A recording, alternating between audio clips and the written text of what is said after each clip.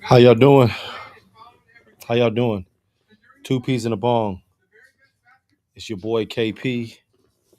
Um, Bong is unable to be live right now, and so is DP at this very moment. But I wanted to bring y'all the draft, and discuss the draft with you guys. So, without further ado, I'm here watching this 2025 NBA draft. I do want to say a couple things. Um, I've had my road to Damascus moment with Cooper Flag going number one. So I'm going to say that. He will be going number one. Alf sucks in mock draft. What up, man? Yeah, I didn't take the time to fix the title. Um, only because I was running late and I wanted to get on here by the time the draft started. So sorry about the mix up with the title. I have to go in there and edit it after I'm done. So sorry about that. And I hope it doesn't throw anybody else off. But right now, I'm just kind of talking about the draft. So I was saying I've had my road to Damascus moment. I've seen the light. Cooper Flag goes number one to Dallas. And they're starting right now. Wasting no time. So they've got Dallas Mavericks are on the clock. They've got 5 minutes. You okay. I see what you're saying. Um, I haven't seen him. I haven't seen enough of him. The guy that you're talking about, Alf, that you want for Portland to get. I've seen Kasparas Jakachunas. He played for Illinois. He was a guard at Illinois. And for those of you that don't know, I do have two sons that play college basketball. So my son did play in the Big Ten last year. So I got a chance to watch some of the Big Ten teams. So yeah, but Dallas, I think it's a foregone conclusion on who they're going to take with the number one pick. Let me just say this: Cooper Flag did one team workout. That's it. He worked out for one team, and you know who that team was? The Dallas Mavericks. That's the only team he worked out for. So yeah.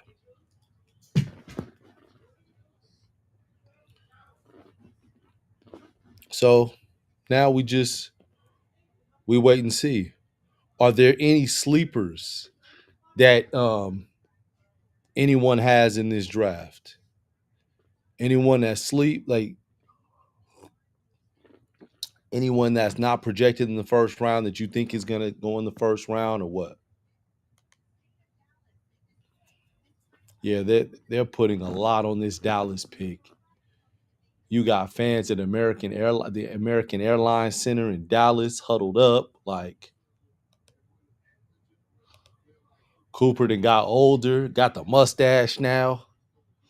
Cooper was barefaced a whole college season. He ain't had no facial hair.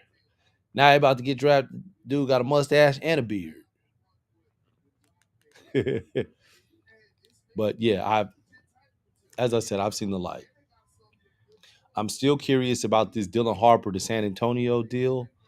Um, I, I'm just very confused about that. I'm wondering if there's going to be a part two to that deal. Just understanding that they have, you've got De'Aaron Fox at your point guard position, and you've got Rookie of the Year Stephon Castle at another guard position. So you know, just seems like it just kind of gets log jammed.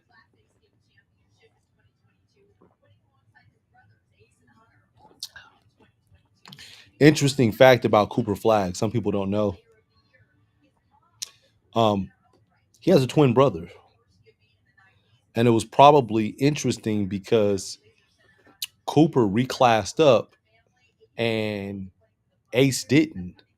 So twin brothers graduated high school in different years. So, Ace finished off his high school year in North Carolina while Cooper was at Duke. Now Cooper's about to go to the NBA, and Ace is going back home to the University of Maine to start his college career. So kind of interesting. Okay, let me see. I got some more comments. Alf sucks.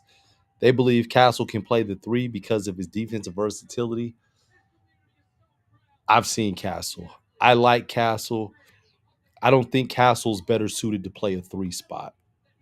I've seen him in person, so I've seen his build, all that. I think he's better at the two. Like that's why I like him. And Alf sucks at mock draft said, "Will let me." Is one of the things that he said about Castle. Um, what? So yeah, I don't see him at the three. I see him at the two. He's a better two. And I think it is a difference, just given the size. I think he's kind of got a size advantage at the two guard spot because he's like 6'5", teetering 6'6", whereas the three, he, he's giving up some height. Um, and then Alf Sucks a Mock Draft says, I think Will Riley is a guy who's not really a sleeper, but one of those late lottery guards who will end up being really good. D. Mitch, Booker, J Dub to an extent, though he's really not a guard. Um, Will Riley's out of Illinois as well. 6'7", 6'8".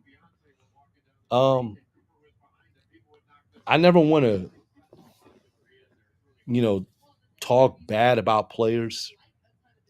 I'll say with Will Riley, I watched him. He could score the basketball, but there were a couple times just kind of watching him going up and down the court. I wasn't a fan of the way he actually moved up and down the court as an athlete. That was kind of one of the things that I was looking at. I know that they were, talking about it and talking about him as being a potential lottery pick, um, the whole college season. But I just, yeah, just I was kind of unsure about him. Hey, and Cooper Flag went number one. Dallas is happy. And contrary to what I said at first, this pick makes a lot of sense.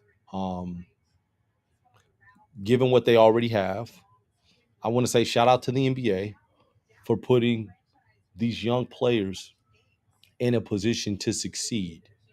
He's going to be able to go through a maturation process with really good players around him. So you see, before the draft, Kyrie opted out of his 43 million, signed an extension, 3 years, 119 million.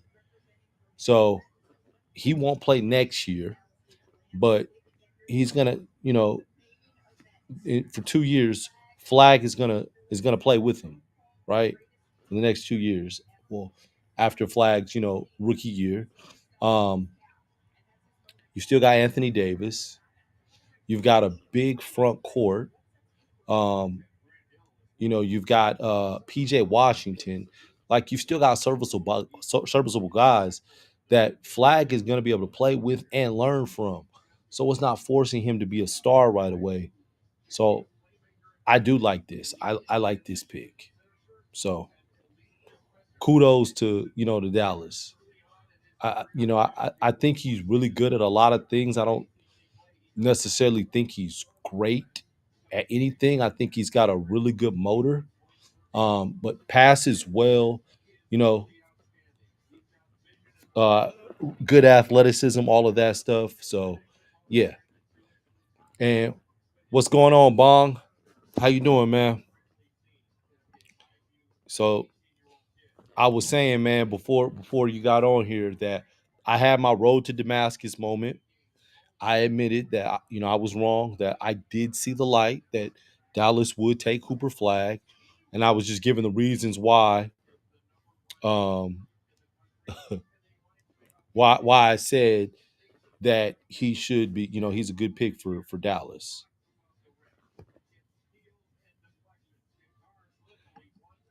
No, I'm not. No. This isn't slander and flag, man. I said he's not great at anything. He's good at a lot of things. And now, like I like this pick with Dallas. It just helps with his maturation process. Yeah, I'm just saying he's not like great at one thing, but he's good at. Yeah, he could. There's a lot of things he could do. So just allows him to grow up, man. It's not a rush to let him go through his process. And Alf sucks at mock draft. I agree with you, man. Flag, AD, Lively, yeah. Like, yeah, you got Gafford. When Lively's not in, you still got Gafford.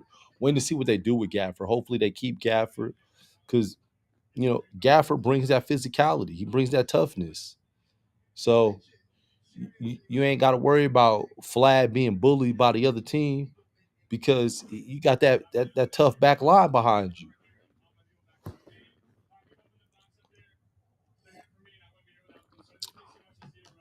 So yeah.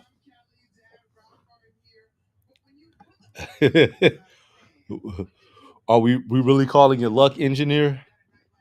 Is it really luck?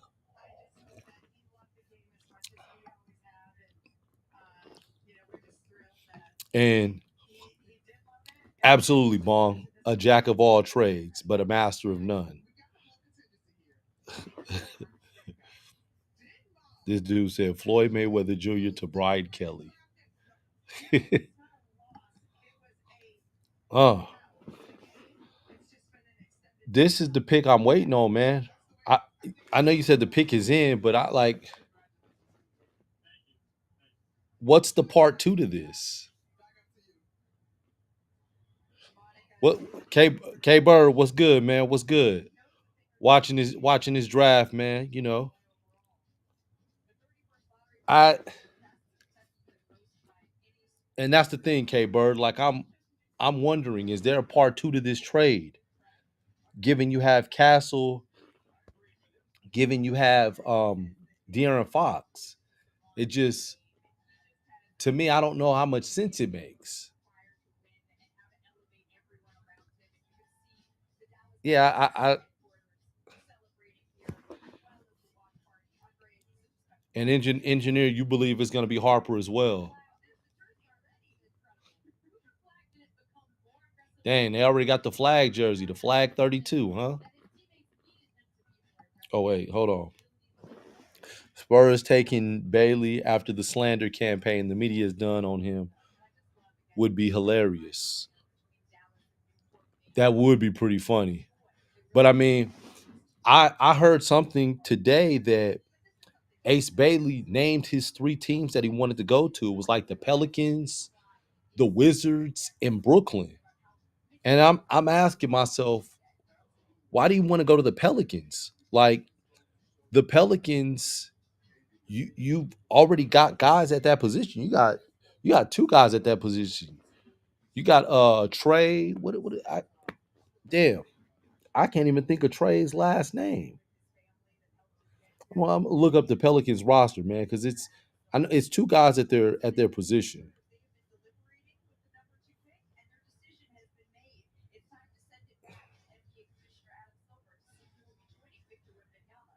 Yeah, well, he said Alf sucks. It was three teams. It was Pelicans. Yeah, Herb Jones and Trey Murphy. Exactly. They did take Dylan Harper. They did take him. It.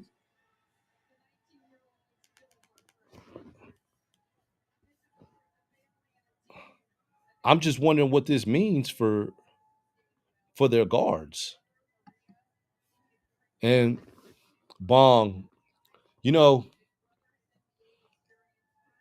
somebody always falls victim to the media every year. It's always a first round pick, a potential lottery pick that falls victim to the media slander. Somebody's always falling for it. For Um, Ace Bailey. There's a lot of things that happened where it was like interesting. I call it interesting to say the least. A lot of things that happened. Um, One was the height discrepancy when he was listed at 6'10" for the longest in college, and everybody kept saying 6'10", and then got measured at 6'7" and a half. That was like the first thing.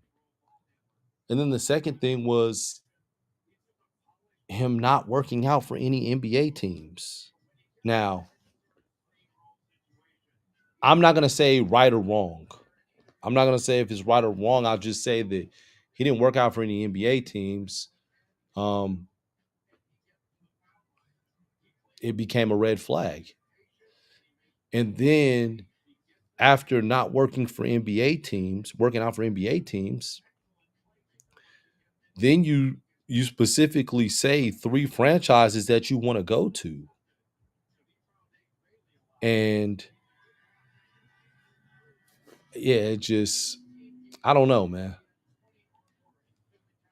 I don't know. It interesting to say the least. So and after this, I wait till all three of us are online together because we'll get back on tonight. Um, and I'll weigh in on who I think is going to be the rookie of the year. I'll say this. I'll give a clue. Who I think will be rookie of the year is going to be someone that goes to a bad franchise that's going to get opportunity right away.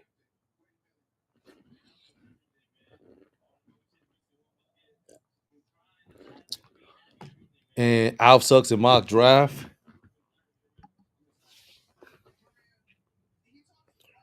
Brooklyn trade. You think Brooklyn's going to trade up to 3? I don't think so. I think he's going to fall to them. I don't think Philly's going to touch him.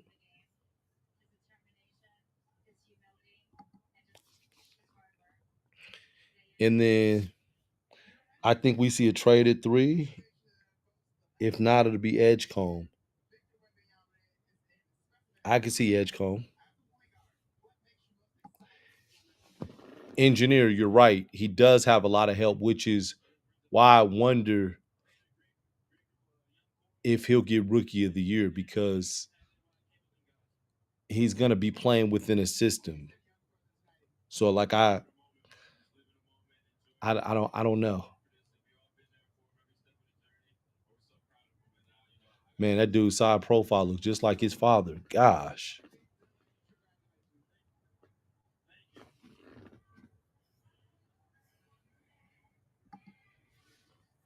Wow. Bong, you talking about me with the slander.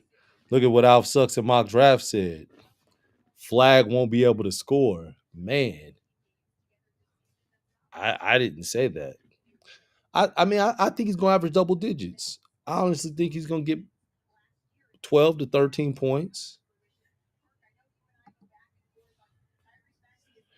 You're absolutely right, engineer. It's immediate. It's a business. You are absolutely right. It is a business. And Cooper Flag is good for TV. I'm saying he's Christian Laettner 2.0, where they've had a chance to sit and strategize and say, where did we go wrong with Christian Laettner? We don't want this to happen again. So let's put this guy in the right position.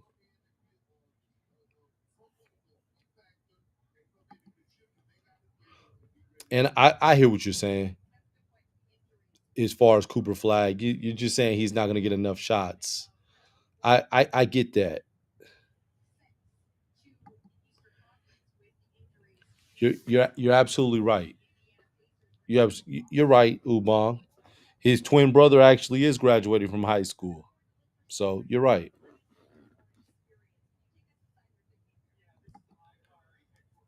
This is a guy that I like right here. I like Jeremiah Fears. And his the high school that he graduated from, AZ Compass Prep in Arizona. Um, I actually know those coaches. I know those coaches. My sons went there for a year, so I know those coaches. Um, One of the guy that really trained him in skill work. Really, really good guy, man. He worked with my sons for for a couple years on shooting. He's heck of a man. That's my guy. So um, yeah, I've been watching Jeremy Fears. I'm wondering where he's gonna go though. I'm wondering if he's gonna end up in Utah or what. Be real interested to see.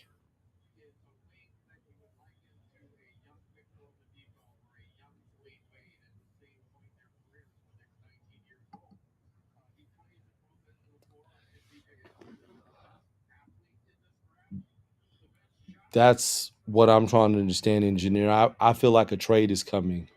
It To me it doesn't make sense with your guards.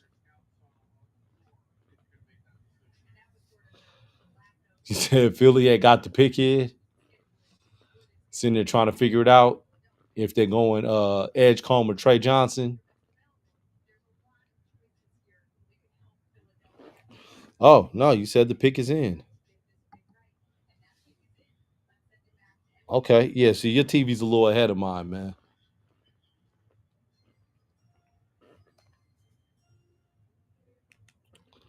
Yeah, your TV's a little ahead.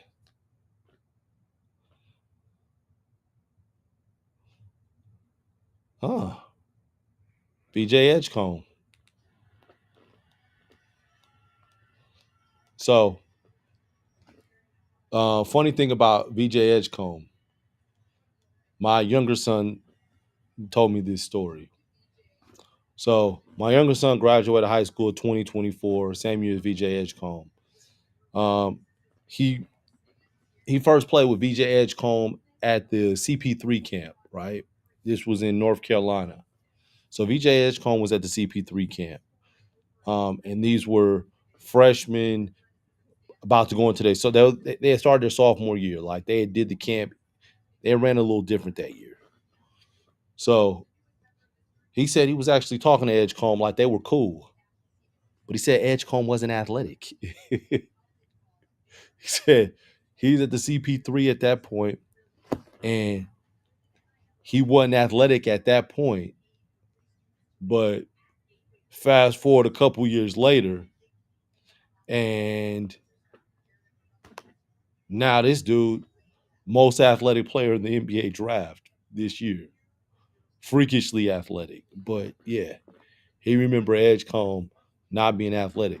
I was at that camp with my son. I don't even remember him there. So yeah, like I remember there was a couple guys at that camp where I was like, okay. At that same camp, I saw Asa Newell. Um, and it took me about 15 seconds of seeing him to realize this will be a 5-star recruit. He will be a one and done, and he will be an NBA lottery pick. 15 seconds was all it took. But yeah. So yeah, it's funny. I've watched some of these guys for years, man. Before they even went to college, I've seen them in high school. Some of them I've seen as early as middle school. Rick Shaw, what's going on, man? Welcome to the draft show, man. Welcome to the draft show.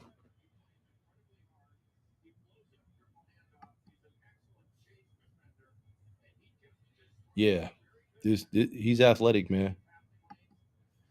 He is. How sucks in mock draft he is, man. Huh? A young Oladipo, a young D Wade. Those are high praises. The Charlotte Hornets, man.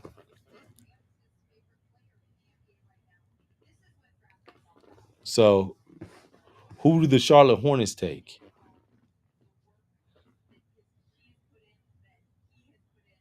Oh, you said Con Knipple nice with. Hold on, I want to highlight Rick Shaw's comment. Rick Shaw, you think that he would have Con Knipple would have been nice for Philly? Why?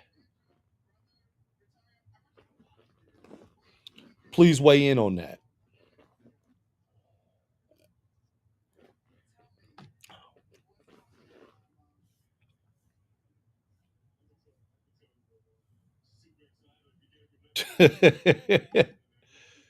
You cold, engineer. Whoever Charlotte takes is gonna flop. Let me see why you say that. Okay, you said he shot almost 50, 40, 90 as a freshman in college, averaging 14. Different game though. Um, he can shoot. Knipple shoots the ball well. Um, it's Rick Shaw. He's not really 6'7". I think the reports came out. I think he's closer to 6'5". Yeah, I think he's closer to 6'5". I don't think he's 6'7". They just show flag it 6'7" and 3/4. So I don't think Knipple's that tall. Um, so who does he play? Who's he play over, and how much time does he get? Is he a sixth man? Is he an eighth man? Does he crack the rotation? You know, he's got you got PG there. Um, you've got Maxi. You've got um, you got a young Jared McCain. Jared McCain was doing well before he got hurt. Um, you know what? Instead of saying that, but Grimes got more time because PG wasn't there. Because PG was hurt. Excuse me. Yeah, let me. And I'm going to their roster right now. Give me a second. I'm pulling it up right now. Yeah, they got.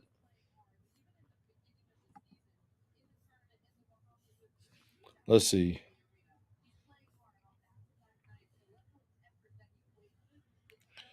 Yeah, you got PG, Grimes.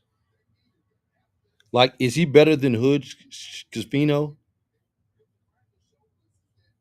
They still got Oubre. They still got Oubre. They still got. Why are you playing PG at the 4?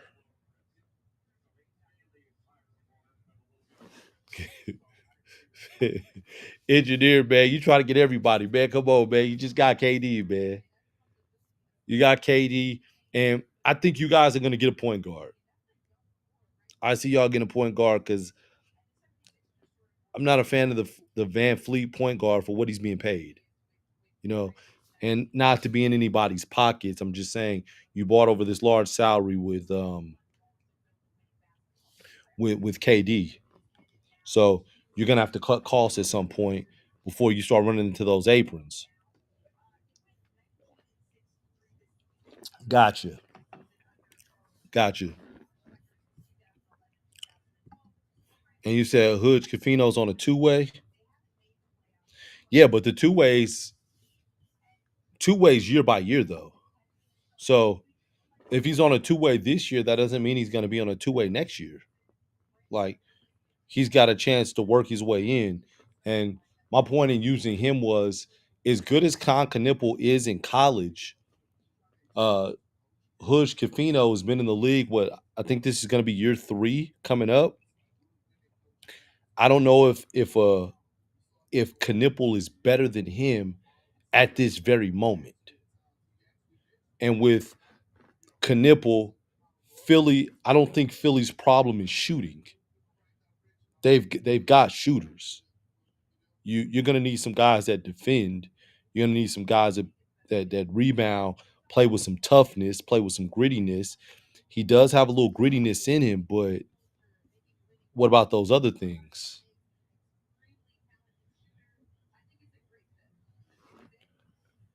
So yeah. Oh, he did? Fred Van Fleet cut costs today? Okay.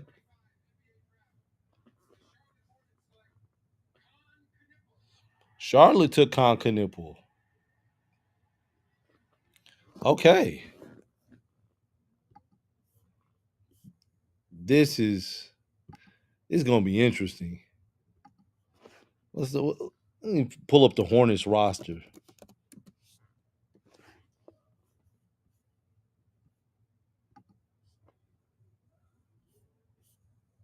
I don't like the way the NBA.com does the roster. Excuse me. Sorry. Damn, they were 19-63. God dog. Miles Bridges, Nick Smith, LaMelo. Yeah, I don't like this roster. I'm sorry. Yeah, I don't like that roster, man.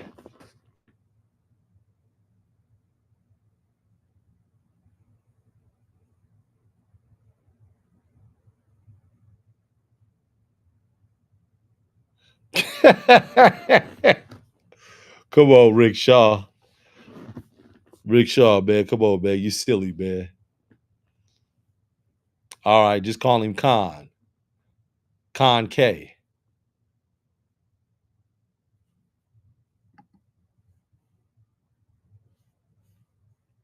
I don't think so either. Rick Shaw said, I don't think LaMelo leads them to winning anything. Yeah,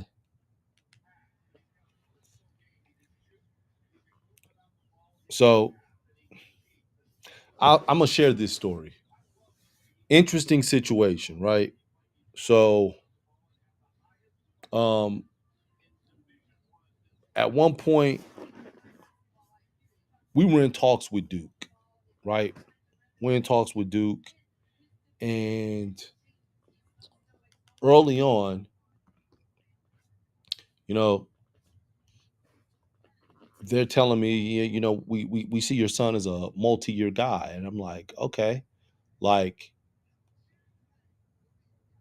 like you don't want to hear it, but you're just kind of listening, like, okay. And they're saying the multi-year guys, and I believe they said that they thought that Con Knipple was going to be a multi-year guy initially, and then I guess they had the summer runs, and he went from being a multi-year guy to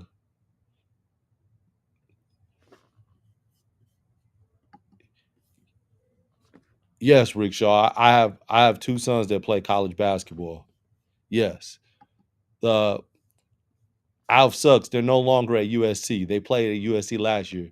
They hit that transfer portal. They gone now. So no more USC, but they were at USC last year. Um, but yeah, and oddly, we chose USC, but my son he did have a chance at Duke. So Duke's talking to us, and he's like, um, he's telling me, I answer that in a second, Alf. Um, yeah, he's telling me about multi-year guys. He's telling me the guys that'll be out, like Flag is on a 10-month deal, and Kamam Aluch is on a 1-year deal. He's out. I'm like, okay. And then he's also telling, like, Tyrese Proctor, he's gonna be out of there. Like, okay, okay, okay. But I thought that he said that Con Knipple was gonna be a 2-year guy. But I do know in conversation though, one thing that one of the coaches did tell me was it doesn't matter what they project you're gonna be before you get there. It's what happens once you get there. That's so I really respected the Duke coaches, in the pitch that they said, the honesty that they gave, but the truth of the matter, like it's one of them things. Like Jared McCain. I asked a question. Was Jared McCain predicted to be a one and done? I was told he was not projected to be a one and done when he got there. When he got there, he worked, he grinded, he was doing yoga, he was doing all these things to get his body right, spending extra time in the gym, getting shots up, and he became a one and done player.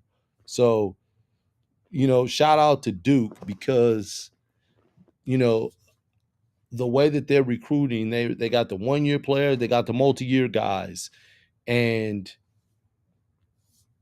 yeah, they really got a good thing going. But they tell you up front if you're going to be a 1 year player, multi-year guy, and I mean it's up to you. You can work your way out of it and be a 1 year player, or you may be a multi-year guy.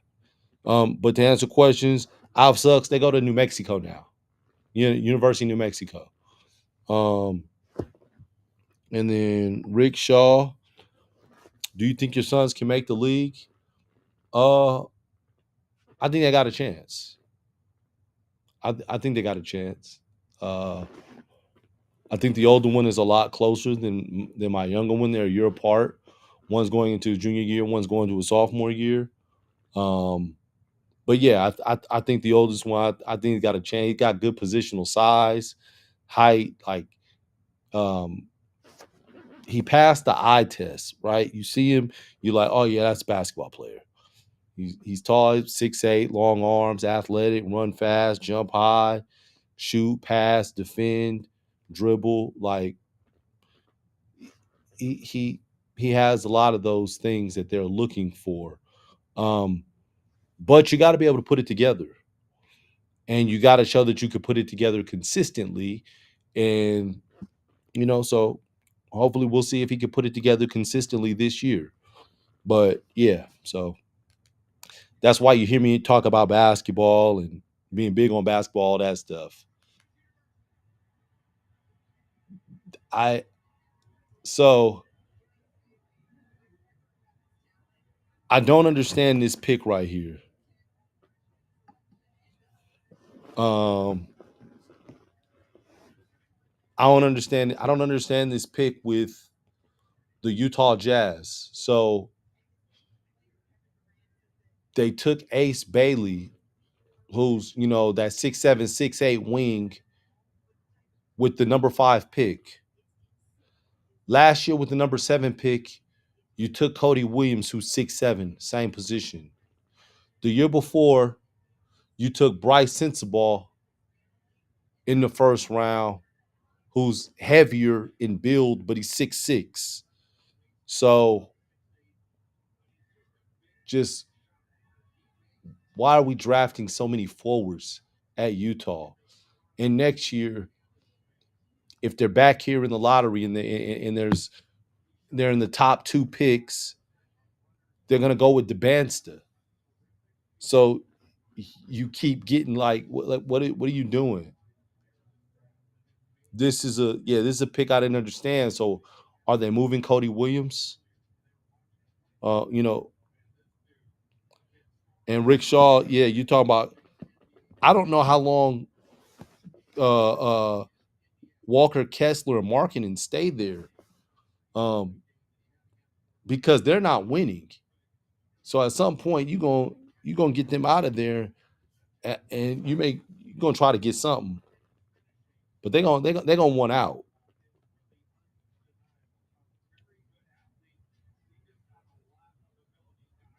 But hey, man, come on. Let me say this, Alf. We can't have any Cody Williams slander. I know Cody Williams personally.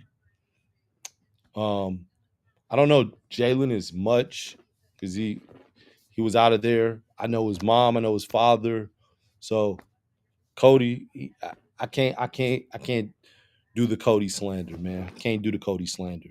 He did not have a he didn't have a good rookie campaign, but I'll say this about Cody.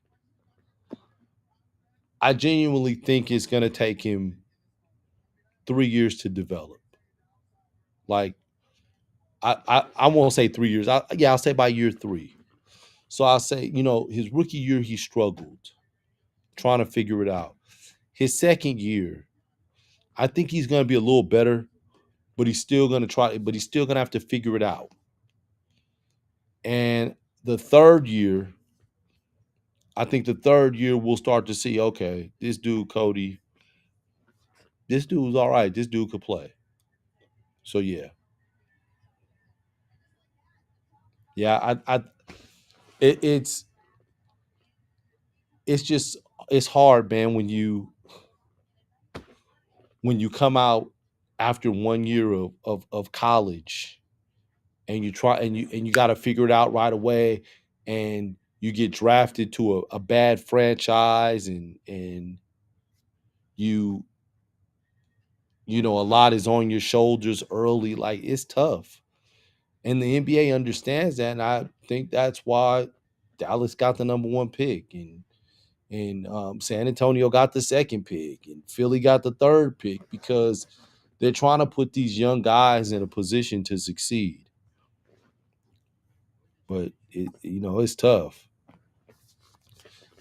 Yeah, it not an easy jump, man. It's not an easy transition, from college to the pros.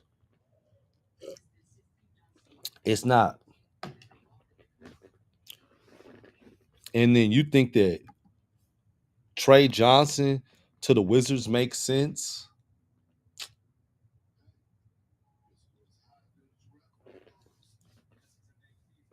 They got too many guards. I'm gonna pull up their roster, the Wizards roster. I think they have too many guards. Like, that to me is the problem with the Wizards. Because the Wizards you just bought in some of the old heads. You bought in McCullum and some of these old heads as well. But you got Kaishan George, who's a shooting guard. You got AJ Johnson, who's a shooting guard. Both of those guys, they just finished their first year. You so my question to you, Alf, is Trey Johnson. Have they given up on AJ Johnson and Kaishan George already after 1 year to get Trey Johnson? Like, I just don't know about that. And they traded mid-season to get AJ Johnson. So, mm um, Kamal Malik, um, they got a two-way at center right now. They're playing Alex Sarr at center. So you bump Alex Sarr, you move Alex Sarr to the power forward. Like, what do you do if you get Kamal Malik? Because Alex Sarr is the center right now, and you took him second overall. So to take two centers back to back in the first 10, that would be crazy. Hey, Rick Shaw, okay. Rick Shaw, into that polo. And you said, if I were a top player in the draft, would you say you would only play for certain teams?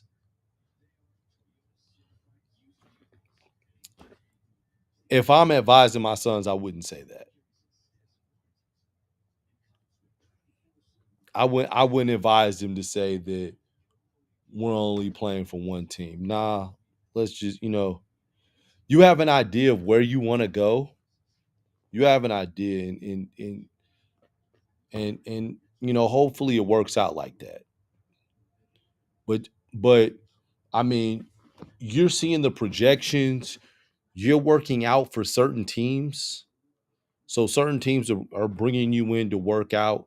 So I think you have an idea of of what team you may go to. So it's like this. Let's say you have 9 workouts. If you have 9 workouts, those are obviously the teams that are showing the most interest in you. And then from those 9 teams, we can talk internally, and there may be teams that you may want to go to more than others, but no, I wouldn't say that. They did go with him. Alf sucks. You're absolutely right. Washington. Interesting. Hmm. So, um, story about Trey Johnson. So my oldest son played against Trey Johnson and Dallas, Texas, the Who Wants to Smoke tournament. Trey Johnson was playing for Team Griffin, who he's from Texas, but they're based out of he played for the Nike EYBL team, Team Griffin, who's based out of Oklahoma. So he was on that team, and he was playing up because he was 16 at the time, playing 17s. He was a sophomore. My son was a junior, so my son was playing 17s. Um, my son was playing for Dream Vision, and so that was actually a heck of a game, man. But yeah, we that was the first time I saw Trey Johnson, and I was like, man, this dude could play. He didn't shoot the ball well that particular game. He was like 6 for 20, but he was quick. He was getting the looks. He's kind of missing some of the shots, but I was that was when I was first impressed with him. And then, I heard his name and I looked him up. When I looked him up, I saw how highly touted he was and how highly ranked he was, and I'm like, oh, okay, okay. I wasn't tripping. So yeah. Um Murray Boyles, he's another one that I saw. I saw him in South Carolina. Uh who do you play? Can't remember the name of the actual name of the team that he played for, but he played on the Adidas circuit in South Carolina. Played against him. I did. My son did. Um, and he was one where I was like, this dude was gonna be all right. I don't even think he started for his team when he was a junior for that South Carolina team. Um, but you could tell that he had some upside. It was just like, man, I actually thought when I was watching him, I remember I thought he was on the young side. While I'm like, this, he just seems like someone that's young for his grade. That was my initial thought, and I was like, he's gonna get older and mature, and he's gonna be all right. So yeah,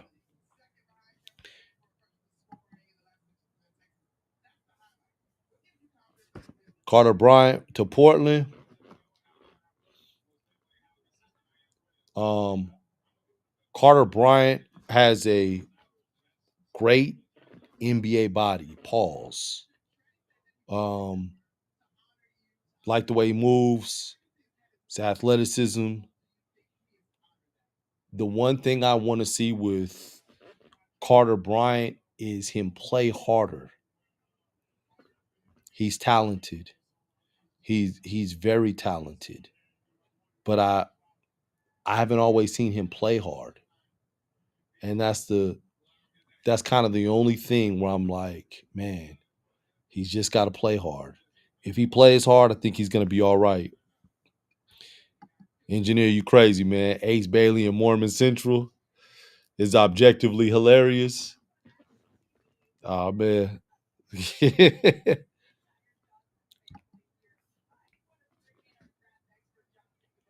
Wait, you said I think that they play Carrington Johnson and Kai Sean George together. Which Johnson, Trey Johnson or AJ Johnson?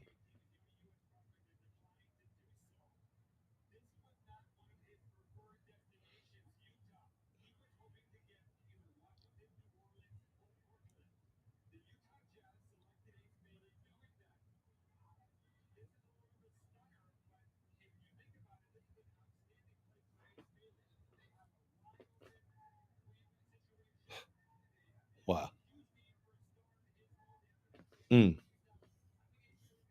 Okay, you said Trey. So what happens to AJ Johnson? AJ Johnson was a first round pick from the Milwaukee Bucks that got traded there. So is he just they just pass on AJ Johnson?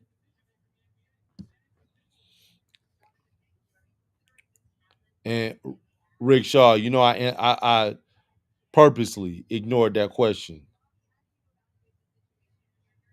but I will highlight this one. The lack of effort is the worst trait for a player to have. It's I think you have to understand why though a player isn't playing hard. Sometimes a player may just be disinterested because it's not challenging enough. Like, so I don't know. I'll just tell you, like in the times I saw him in high school, he didn't always play hard, but he was head and shoulders better than a lot of the competition. So it could have been boredom, or it could have been I don't have to play hard and I'm still good. I don't know. Damn. Oh man, come on, man. AJ plays on the bench and splits minutes. That's another one, man, that I actually know, man. AJ Johnson. First saw him in when he was in eighth grade. Um, yeah, we were in DC. We were in the Maryland area. West Coast kid. My son's a West Coast kid. So me and the guy that was accompanying AJ, that's when we banded together because we were both from the West Coast with West Coast players on the East Coast. So we had to kind of stick together, and we started seeing each other at some of the same circuits, and we were cool after that. Hey, hey, okay, Jeremiah Fears, man. They got to do a documentary on their family. You got to do it. You got to do a documentary on Pops. Like his pops play college basketball. Jeremiah Fears has a brother named Jeremiah Fears Jr. Jeremiah Fears Jr. was All American. The only reason that Jeremiah Fears wasn't an All American is because he reclassed up as well. Same thing that Cooper Flagg did, but it's not being talked about. Jeremiah Fears was supposed to graduate high school this year, but he left early. Had he have left this year, he would have been a McDonald's All American, but he left early, and look at him, one and done. So, shout out to this young man. I've had the liberty of meeting his brother Jeremy before. Cool young dude, man. And told them, man, got to put a documentary out, man. Got to. And Rick Shaw, come on, man. Cooper Flagg demands to play for New York. That ain't happening. That's not happening. Cooper Flagg did right. He's in a great situation. Um, imagine someone at work having to do work. That's hilarious, Bong. Um, Ace to Utah. My problem with that, Bong, is that you drafted Cody Williams number 7 last year at the same position. You drafted another forward in Bryce Sensabaugh in the first round the year before. So have you given up on those two forwards after 1 and 2 years to go for Ace Bailey? I'm listening to the guy from Draft Express, and he's saying, "Yeah, that spot is wide open." Like, damn, it's wide open. Wow, you just had a lottery pick there last year. How is it wide open? We're gonna move past him after 1 year? Like, that's kind of premature. He like those two forwards that were drafted in the first round, like those two players picked in the first round, they're not the reason that Utah's stinking. That like it's not their fault.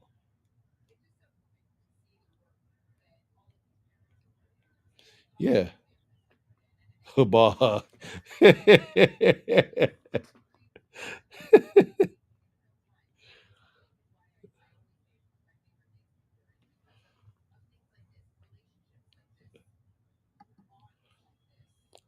Hey man, come on, man. You don't like the Frenchman, man? Yeah. And Bong, Rick Shaw said, "What's up, man?"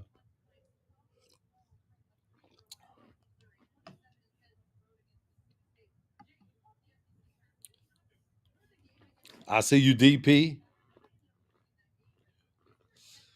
I was just saying that, DP. Like he didn't work out for Utah. He didn't work out for any team. And he said his three preferred destinations, and Utah wasn't on there. Yet they still took him. And I'm just wondering, like, what does it mean for Cody Williams, who they took last year at the number seven pick, with the number seven pick at that same position? What does it mean for Bryce Sensabaugh, who they took in the first round? I think he was picked 28th the year before. What does this mean for them? Like, is it too early or is it premature to move past them to take Ace Bailey? Are they the reason that are they the reason that Utah was, terrible the past couple years? Like, I don't know. Just yeah.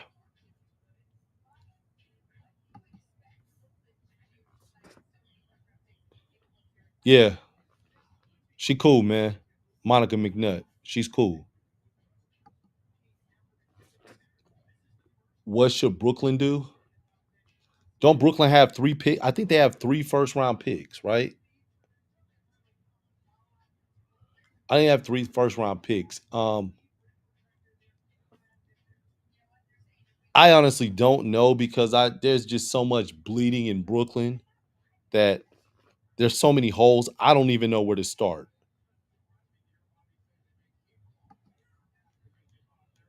And Rick Shaw Bong said, "What's good?"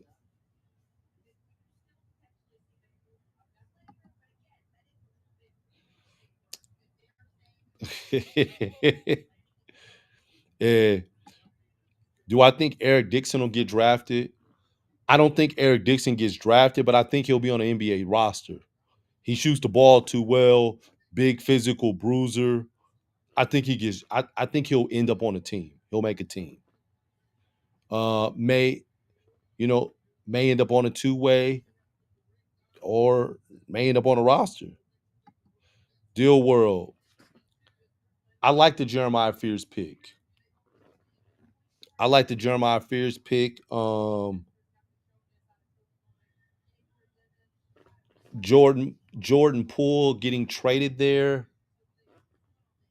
Um, I think Jordan Poole is a short term situation because you're still gonna have DeJounte Murray once he recovers, and you got Jeremiah Fears. So I think that this is gonna be a I think this is gonna be a good move.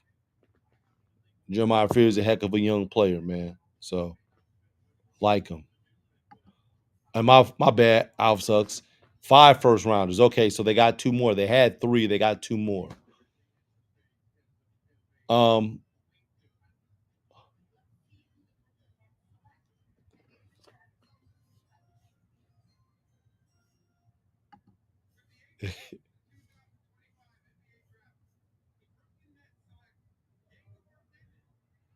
Ah.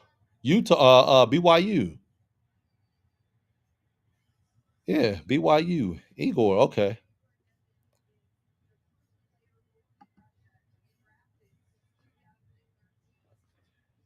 I like him. I like this guy. I like that pick for them. He's a savvy player, man. What about the big man from Auburn? Nah, man. Janai Broom. I would be very, very surprised if he's taken in the first round, brother. I'd be very surprised.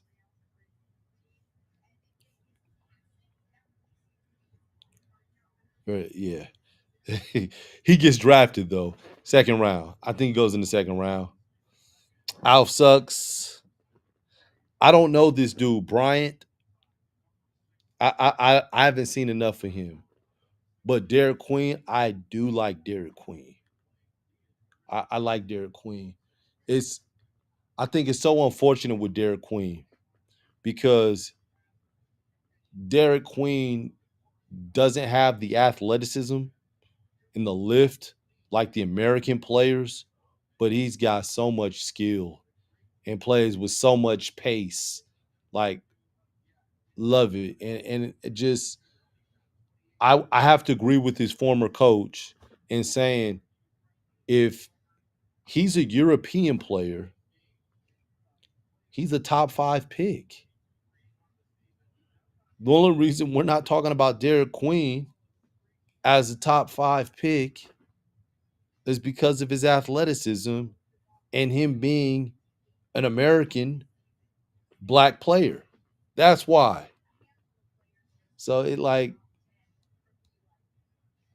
yeah. Oh my gosh. DP. DP said Queen got game. DP, they just put up players selected in the top 10 from BYU. So Igor Denham went at number 8. Baby Arujo was on the screen. Baby Arujo. Oh my gosh. And Rick Shaw, you said you take skill over pure athleticism. I don't. Okay, so I guess so. My question to you would be this: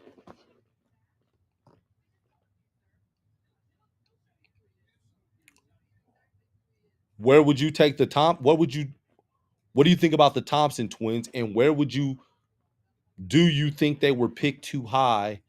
At I believe they were 5 and 6 or 6 and 7. Do you think they were drafted too high? Okay, Alf sucks in mock draft. Okay, you mean Carter Bryant? Okay, okay. Man, he's walking like he's hurting. Is he? He's not hurting, is he?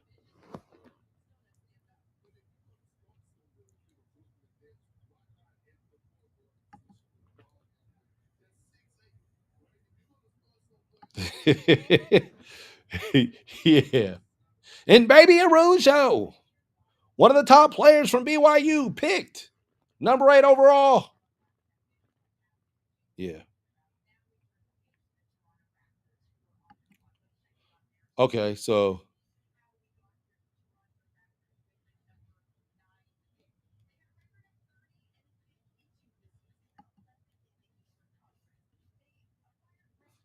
that's who you think Maluch is going to the Toronto Raptors?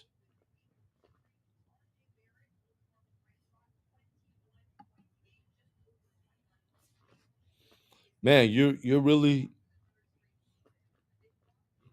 yeah, you going down this hill right now with that. You like, man, you do not want Kasparis. You don't want him, huh? You ain't feeling him. Okay, Rickshaw. So defense is a skill. Okay. So you'll take skill over athleticism.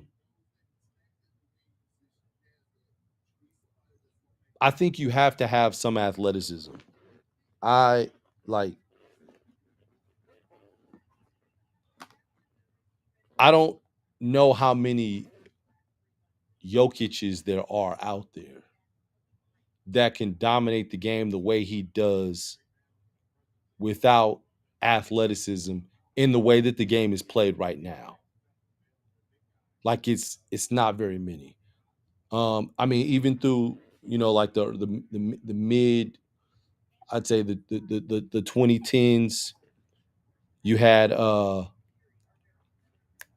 what's his name? Zach Randolph was one.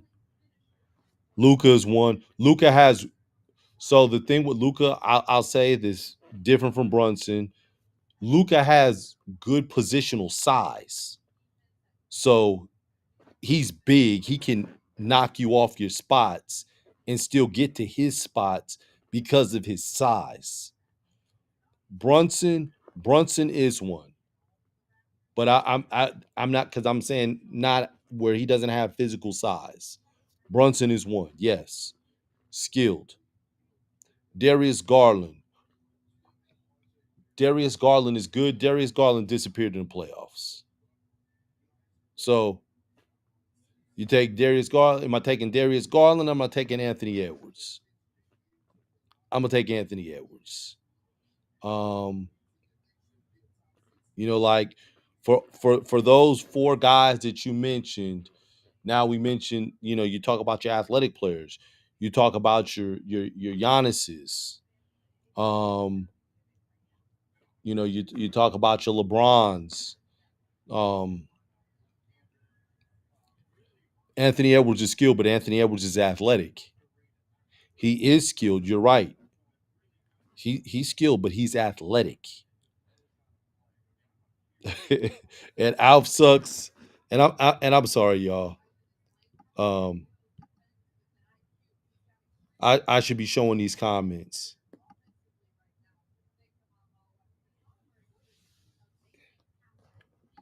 Rick Shaw.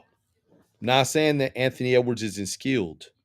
I'm not saying that, but he's athletic. He's freakishly athletic. He's one of the best athletes in the game. Trae Young is another one that's skilled. He is skilled. Um, you're giving me some good guys. You are, but for Jalen Brunson and a guy like in Trae Young, engineer said Trae Young, and a guy like Trae Young, they have to be in ideal situations. Hold on. Wow, this one's a shocker. That's a shocker. Yeah. Best players have both athleticism and skill. I agree with you there, which is why I just can't go off of skill alone. Yeah. This one was one that's really surprising right here. The Colin Murray Boyles to Toronto.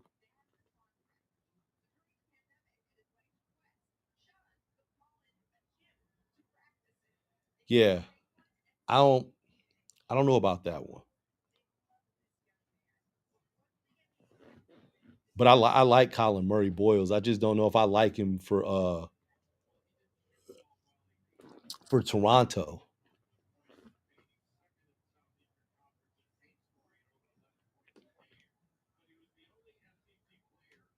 Hmm.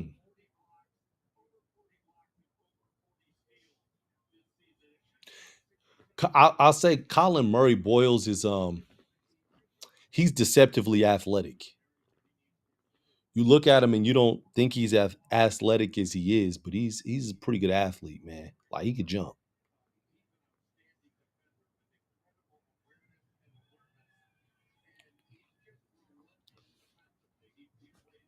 Yeah, that's a good question. How do you get playing time behind Ingram and Barnes? Yeah, I don't know.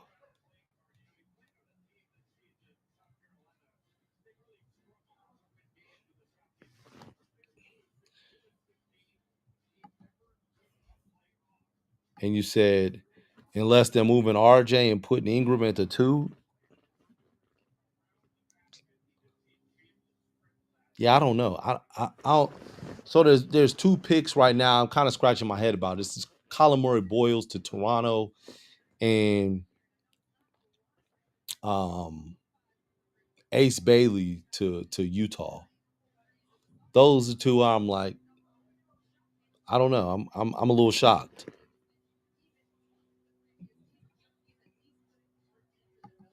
I did see that.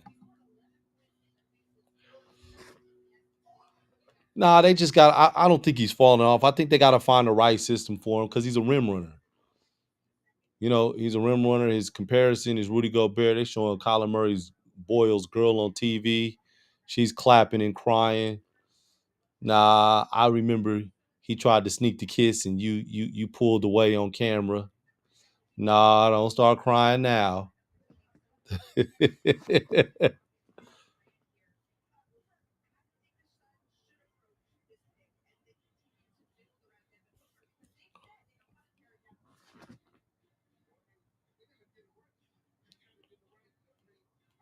Huh. Oh, okay. And the engineer, they were showing your trade for for Kevin Durant because the Rockets pick goes to the Suns.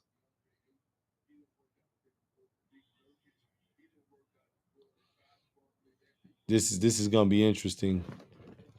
You've got a bunch of shooting guards. So in this situation for Phoenix, do you go a big? You got Plumlee. You don't want to bring Plumlee back, or you got Plumlee and Bol needs to go somewhere where they can play him, man. Do they go with a big or do they go with a wing?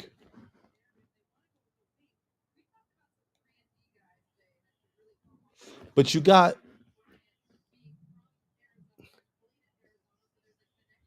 huh?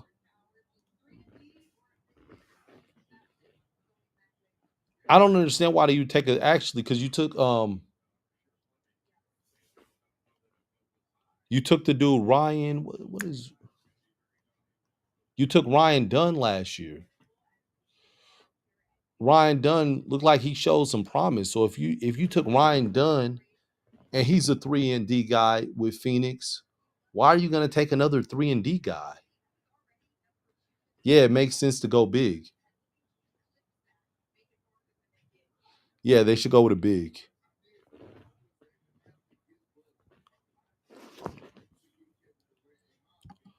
So I agree with you. This makes sense.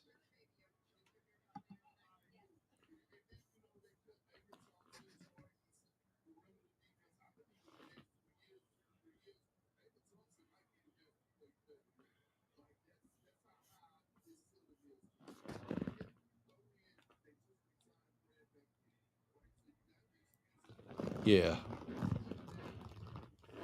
Yeah, I think they go with a big. If you got Ryan Dunn at that wing spot.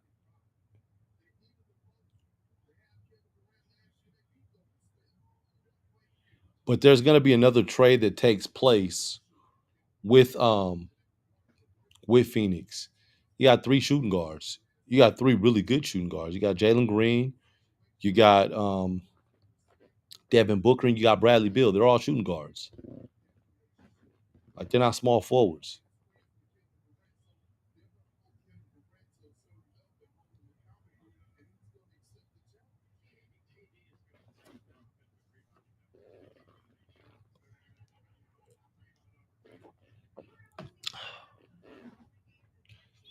Yeah.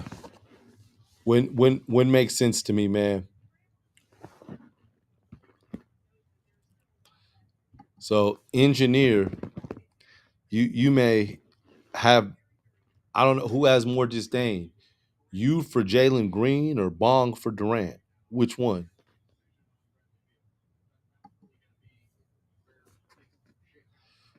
He is good. You know, he's stunk in the playoffs, but he's good, man.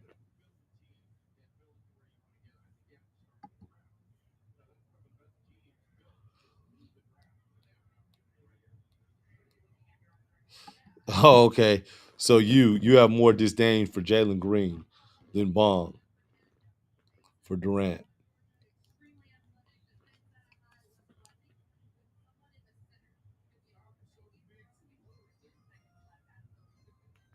Let's see.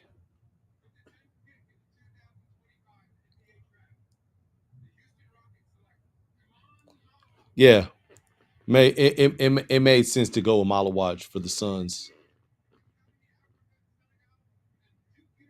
That made a lot of sense. It's a pick that made sense to me.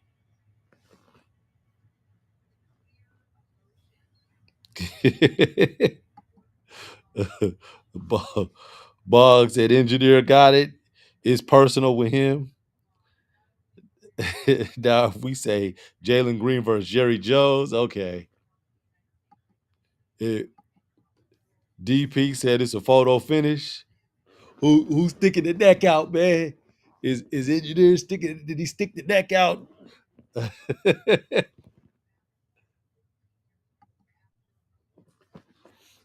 You had an inkling of patience for the playoffs. That's funny.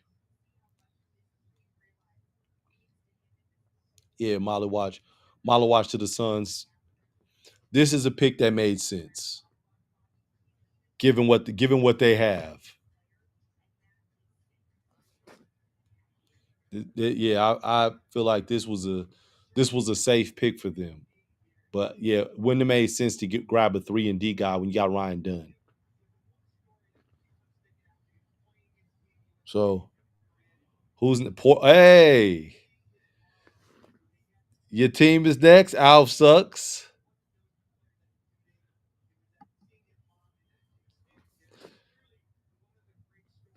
Your team is up next. Are they gonna take him?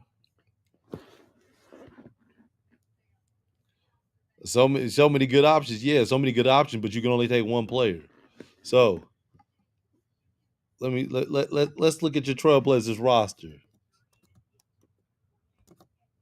And we might as well not count Drew Holiday because he don't stay on Portland for a long time. You know how they roll. Get him just to trade him. Um, so you still got Jeremy Grant. So is Jeremy Grant a free agent?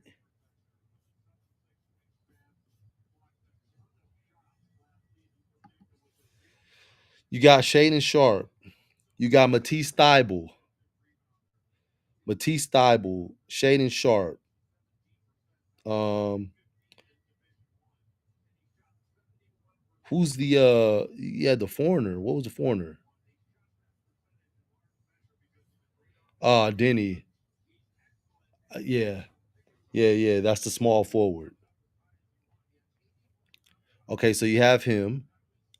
So my question to you is why would you get so why would you get another small forward?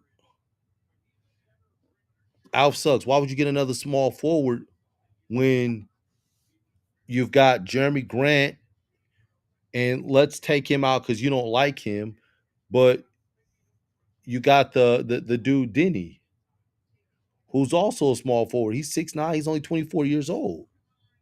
You got Shaden, who, at the shooting guard. You got Scoot that runs both. You got Matisse Thybulle. I think your problem is up front. I think you need something closer to a power forward.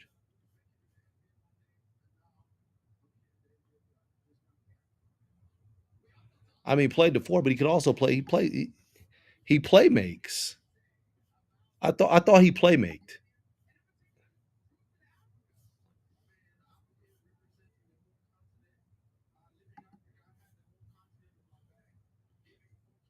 Huh. And who are they? Let me see.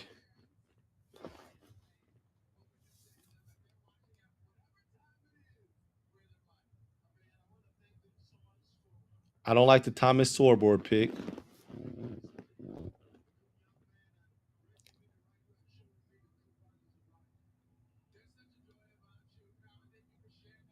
I think that they're going to take the guy that you don't want, Kasparis.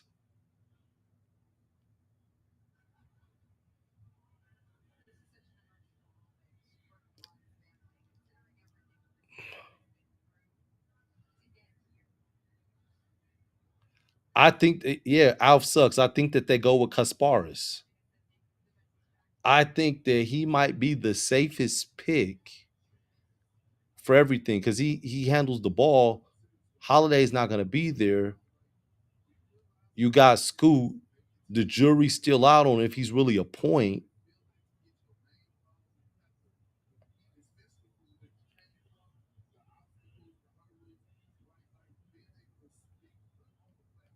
So yeah,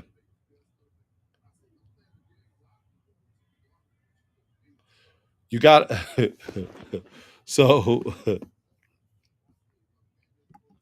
Alf sucks talking about the Charlotte Hornets trading center Mark Williams to the Phoenix Suns for the number 29 pick for tonight in the 2029 first round pick. And you're wondering why they got Malawatch. Um, you got to get Malawatch, man, because you saw the report, man, the physical with Mark Williams with the Lakers. That man's body was, he had the body of an 85-year-old man. So you need an insurance policy.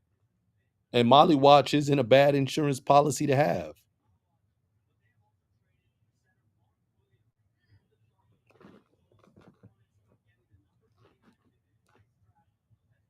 Then, then it was the rumors like a month ago where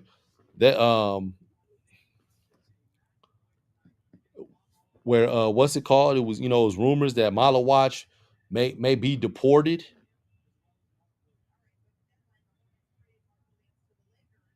Yeah. Man, you can't be doing the spoilers out sucks in mock draft.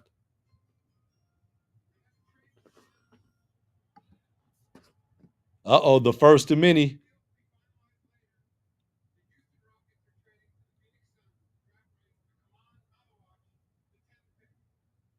What? Oh, we already.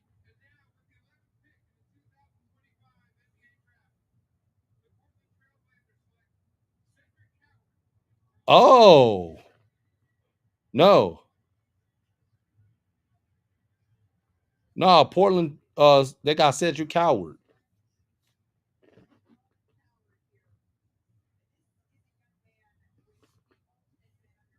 Woj, Alf Woj sucks at mock drafts. No, they got Cedric Coward. These are always interesting things, man. When someone is drafted, they dig into the archives of your family history.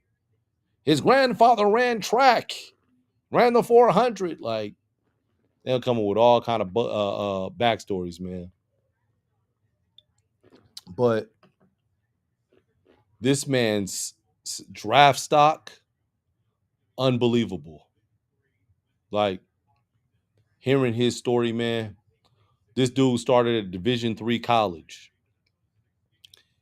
and then after the Division III college, he transferred to Eastern Washington. Played at Eastern Washington under Dave Riley, um, and had put together some great seasons at Eastern Washington.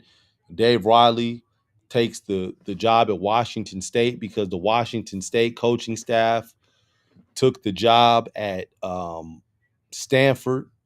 So he transferred with his coach to Eastern Washington. I mean, from Eastern Washington to Washington State. Played in 6 games. Got hurt. And because he got hurt, he was going to get an extra year of eligibility.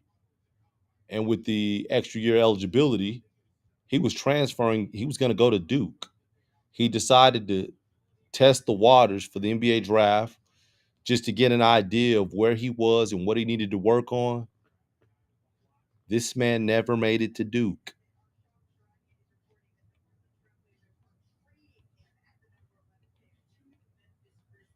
Yeah, I see that now. I, I see that. And shout out to them, man. Shout out to that. I like that. I wonder what they're gonna do with what is Jalen? Look up his name. Memphis roster, the Grizzlies.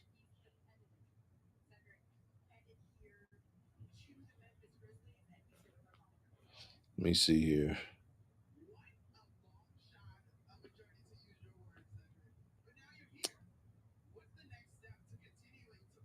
Jalen Wells is the name I was thinking of.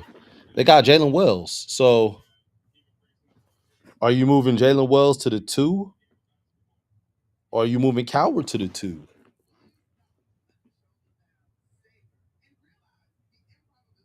Well,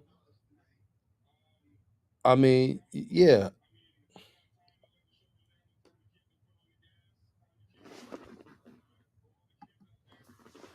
Engineer, why don't you like the way the NBA handles the NBA draft?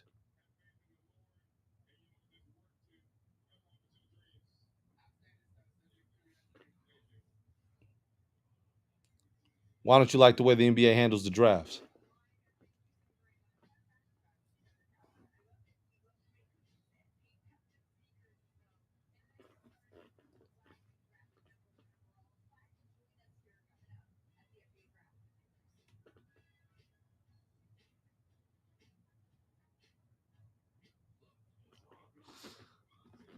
Uh, I just think that they do the courtesy. I think they're doing the courtesy, like, we're just gonna let the clock run out, but the pick is already in before the clock runs out. It's just, going a certain amount. The Grizzlies are sending number 16, a 2028 first round pick via Orlando, and 2 second-round picks to Portland for Cedric Howard. Huh, number 16, huh? Which Alf sucks in mock drafts. If they're sending the number 16 pick, that means that they didn't really have a clear cut guy that they wanted. Like, they're sitting there looking at their roster and they're trying to figure out, yeah, what direction should we go in? I mean, I was looking and I'm wondering, I'm like, okay, maybe you get a power forward, but ultimately, I think Kasparis is the. I actually think he's the safest pick for them.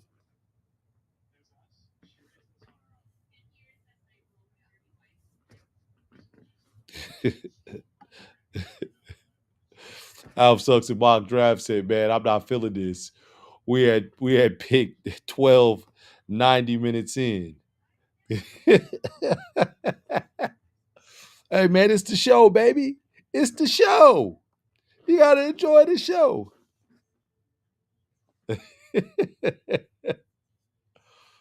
Yeah.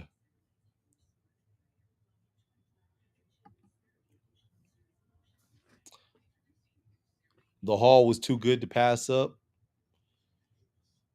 Nah, I don't think it was that. I think that the guy that well, let me say this. I'm not gonna say that they didn't have a clear-cut guy. Let's say that the guy that they wanted or the guys that they were looking at, they figured that they would still be available.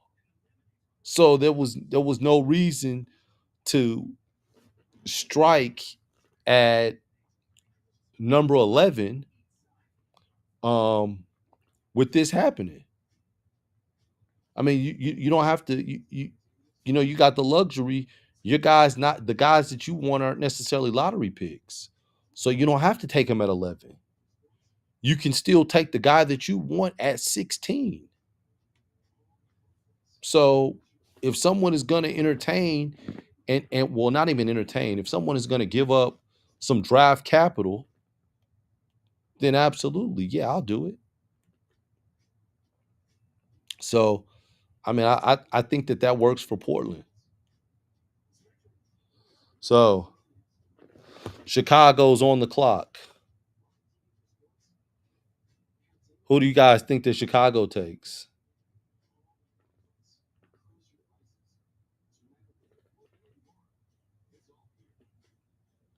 The Chicago Bulls. Who do they take? Engineer saying Queen to the Spurs would be nice.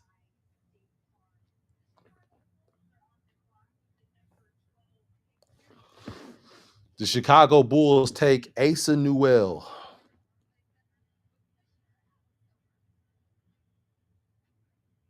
Asa Newell.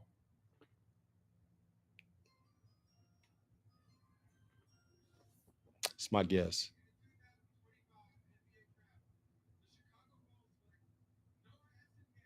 Oh no, they didn't. They took Noah Essingame.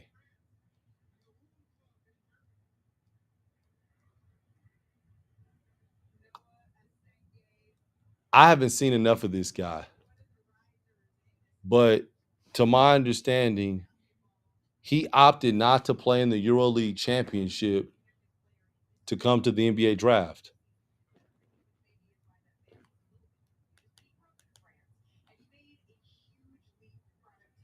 Oh, he's from okay, so he's from Germany and grew up in France.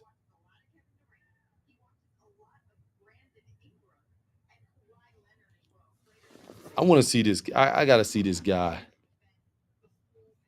I guess I have to look at some of the highlights, but I haven't watched him. So, okay, so he's 3 days older than Cooper Flag.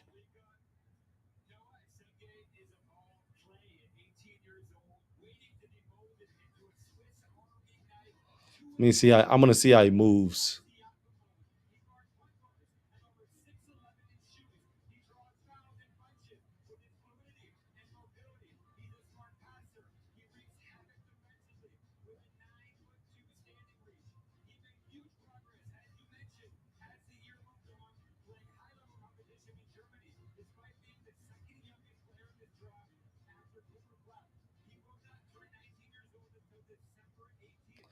The jury's out.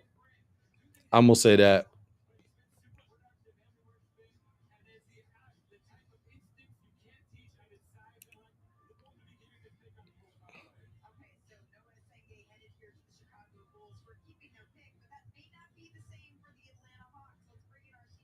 Huh.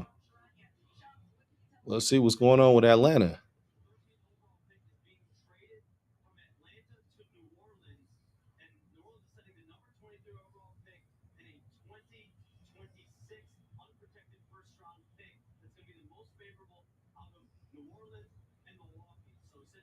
Oh wow. Another trade. These are so I guess I was thinking it was gonna be more player trades as opposed to draft trades.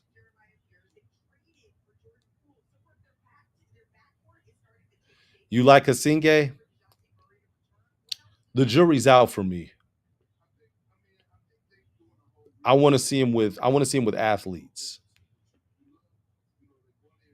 I just say that, like I remember the situation with Zachary Richachet. Zachary Richachet, um, you know, it was the first pick in the draft, and he was like, "Man, I thought I was an athlete, man, and I'm playing with these athletes, man. These are real athletes." Like the struggle was real for the number one overall pick. So yeah, I want to see how he is with the physicality and the athleticism of this game. I mean, I like his height, 6'11", shows some skill at 6'11". I do like that, but I want to see how it's put together against the NBA talent. So the 13th pick that Atlanta has is being traded to the Pelicans. It, engineers like, man, I'm trying to enjoy life as well. Oh man, this stuff is dragging out, and you want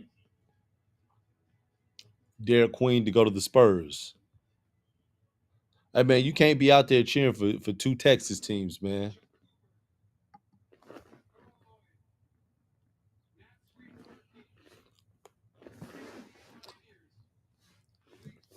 You think the Pelicans are gonna get Derek Queen?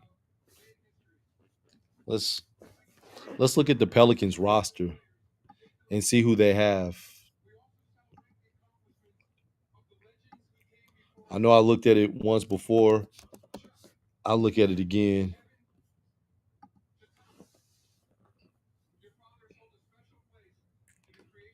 Brandon Boston, Keon Brooks, Bruce Brown, Jeremy Fears. Still got Jordan Hawkins, Herb Jones, Yves Missy, yeah, Trey Murphy, Jonte Murray. Jordan Poole. You got centers. You got Yves Missy. Youngsters. You got young Zion.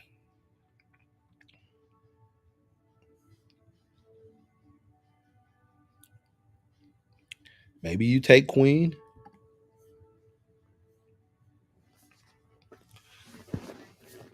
Maybe you take Queen. Maybe you take Ace and Newell. I would go with a front court guy. Like you just took a point guard. So and your wings, you got Herb Jones and Trey Murphy. You still got Jordan Hawkins. Like and beyond them two, you also have you got Sadiq Bey. You got Keon Brooks, who's doing well toward the end of the season. You got Bruce Brown. Like, yeah, I think you go power forward. So Ace and Newell.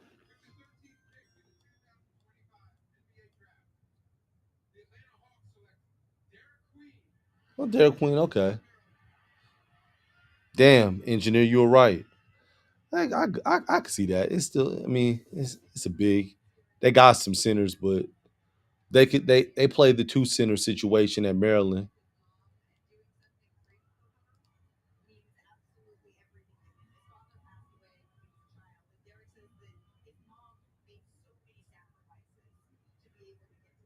Mm. So he's going to New Orleans. So will that work with him and Yves Missy?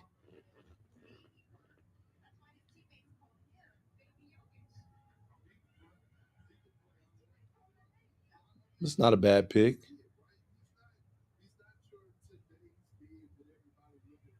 You put him with Zion Williamson, huh?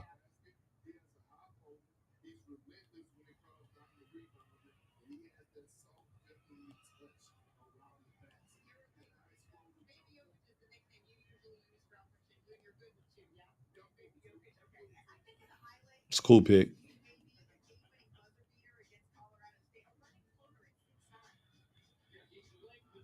Yeah.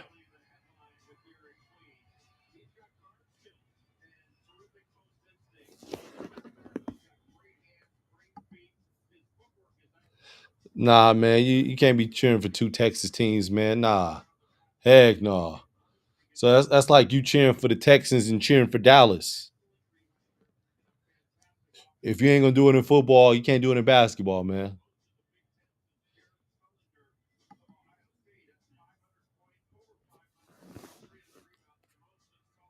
Cool pick.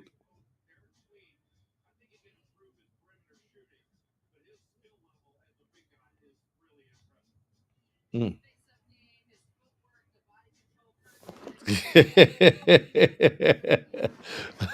Oh, that's different. Come on, man. Why is that? Why is that different?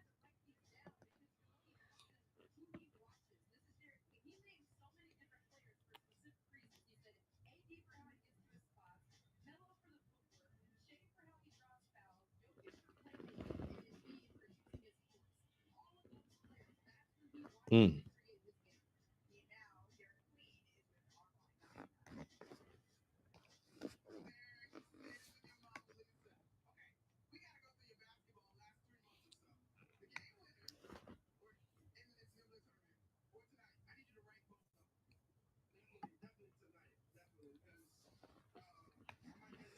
No, man.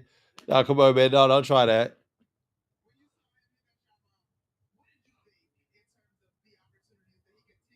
So are you? So with everybody hating Dallas, does that pertain to the Dallas Mavericks for you as well, or just the Cowboys?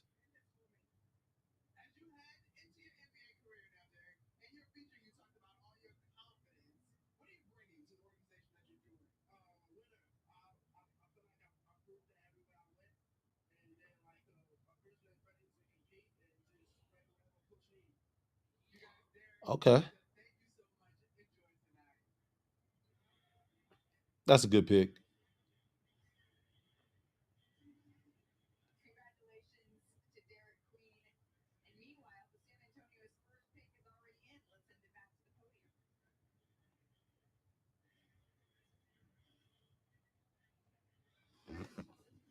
Oh man, come on, man. What?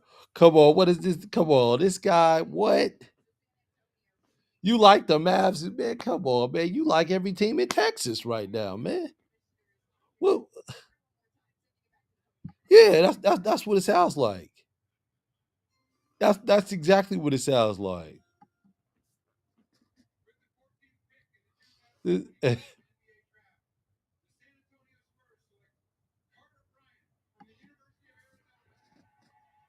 like that pick. I really like that pick.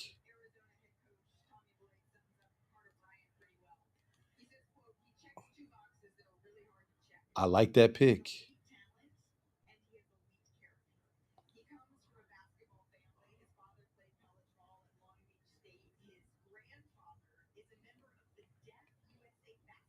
His uncle. Um, they ain't mentioned his uncle.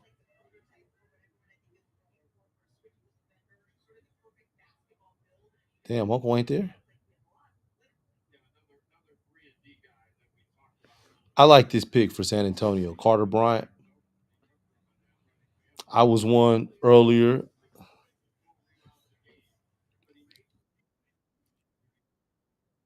Hey,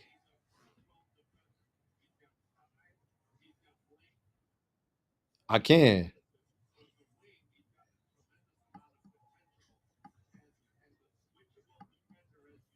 Chat. Can you guys hear DP?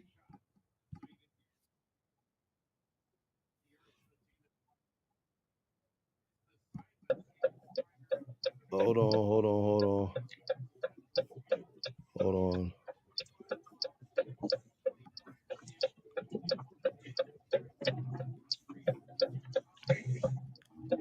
I added you. Chat. Can y'all hear DP? Yo, yo, yo. Mic check, 1, 2. Can we hear DP? Oh, it said we can't hear DP, but we can hear his blinker. Oh, oh, they can't hear me. They can hear the blinker, but they can't hear me.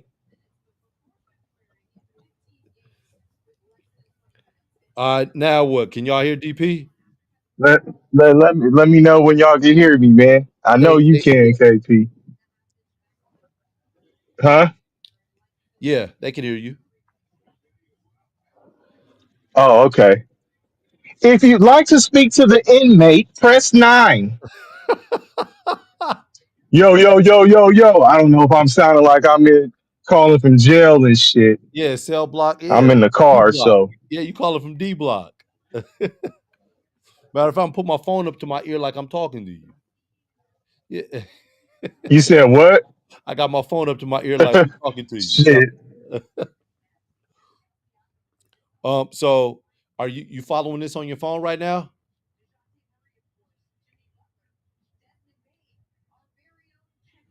I probably only got like 2 minutes. Nah, I can hear it's going. Mine might be going in and out. I'm on the road, man. So Yeah. No, I understand. So Derek Queen just got drafted. th- Huh? Can you hear?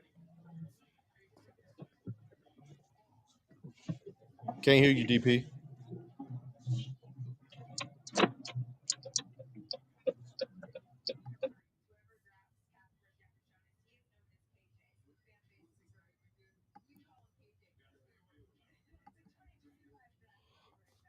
Can y'all are y'all there?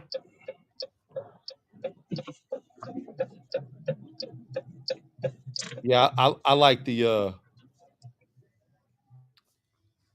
I like the San Antonio pick, man. Carter Bryant. man, Man, I couldn't hear shit. You I like said you like San Antonio's pick. I like their pick, the Carter Bryant pick.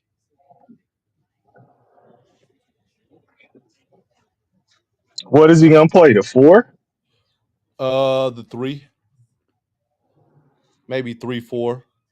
But I like does he have more forward like four skills or three skills? He's more on the side of a four skill wise, right? Or I think he's a tweener. okay, Yeah, I think he's a tweener. But I man, how think tall is he? 6'8", 6'8", Okay, 6'9", something like that. But he's athletic. He's got a yeah, nice build, about 220.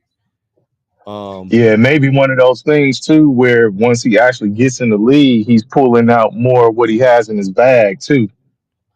Absolutely. Can you guys hear DP?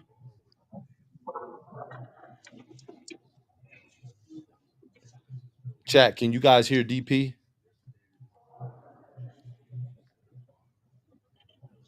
Okay, no one's commenting right now, so don't know.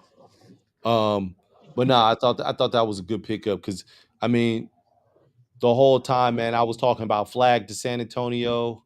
Then after flag to San Antonio, then I'm like Ace Bailey to San Antonio. Um, I think that Carter Bryant falls under that same category in terms of positioning. So that's why I like that pick. Okay, so yeah, they can hear you, DP. Deep OKC's got the next pick.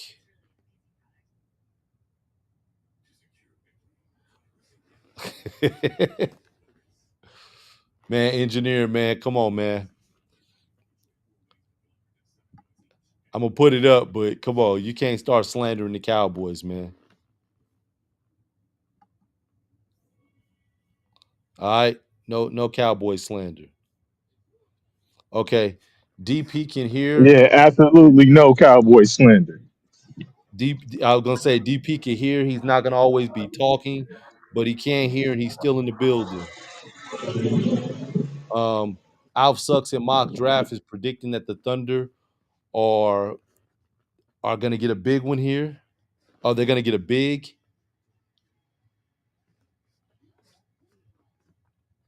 If they get a big, I know I'm gonna I sound like a broken record because I keep saying his name.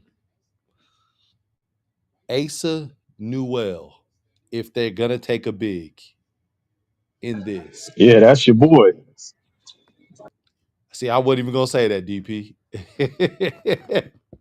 But yeah, since we are making it clear, Hey, yeah, he got game though, man. he does. He does. He got game. He does. Lefty. Um, to some degree, he doesn't block shots like Chet, but I think he could do some of the things that Chet could do on the offensive side. And if you run into a situation with the aprons and you got to get rid of a guy, maybe you let Chet walk because you got this young guy coming up in Asa Newell.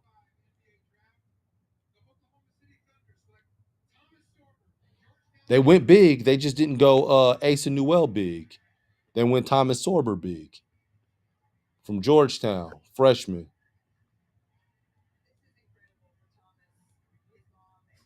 Yeah, to me, Thomas really played like he played like a true center. Um,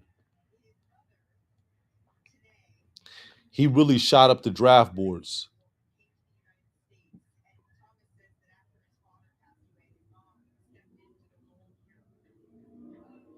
Oh, where are they from?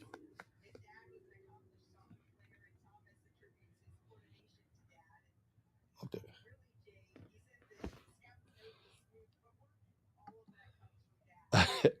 You know what, engineer? I don't know, man, but it's a thing. What flag is that? Cuba? What flag is that? Yeah, that's crazy. 6'9" with a 7'6" wingspan.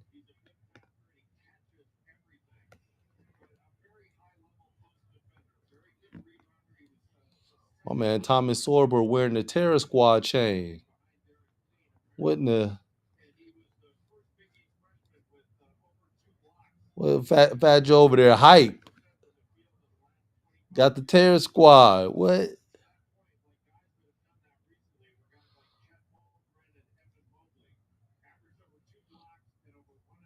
Huh. Okay. Wow.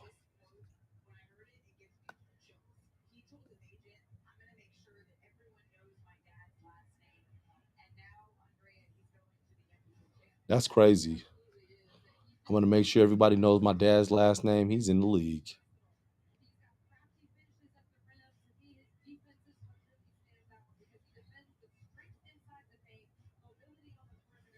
Yeah, I felt like he played like real center. That's a good pass. Damn, that's nice.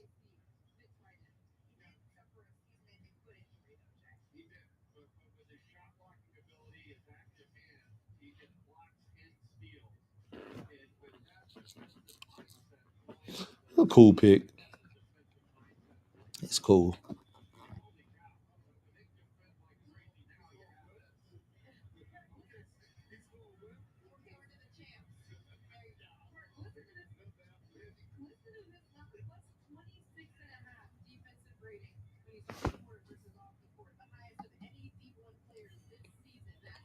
Okay, DP is back.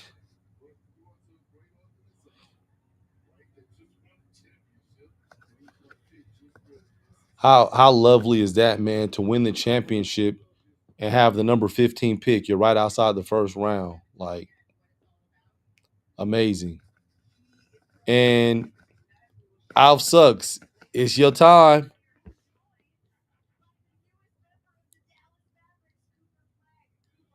It's your time, man. You're the Memphis Grizzlies are on the clock, but this is the pick for the proposed trade that's going to go to Portland. So I think that they take your boy. They about to blow it. I think they're about to take They Kaspar. about to blow it outside of my graph. Yeah, he that's the one guy he hasn't won is Kasparas Jakachonis, and I think that's who they take.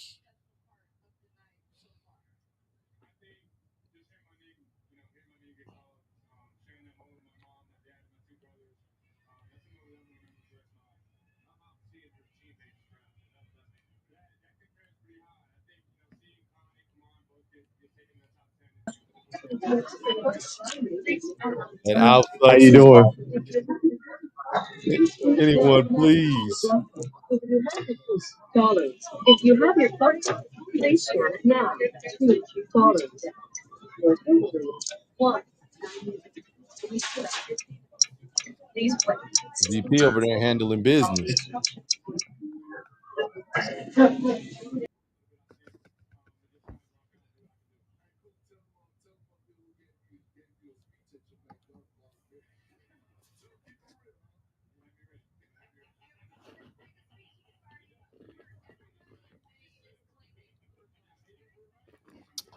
Yeah, that's a good question.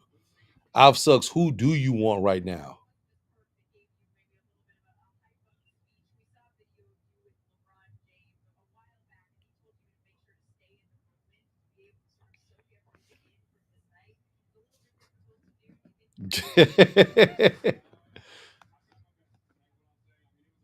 Who do you want? Okay.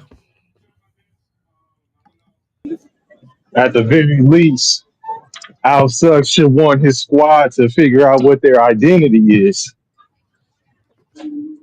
He says he wants him to take Asa Newell. Yeah, they should.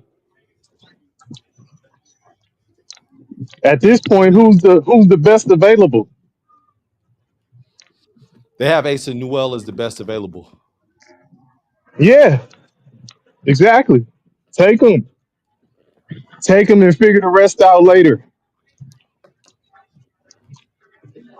That's what they doing anyway. And in some of these cases, they are. Right. Yeah, you're absolutely right.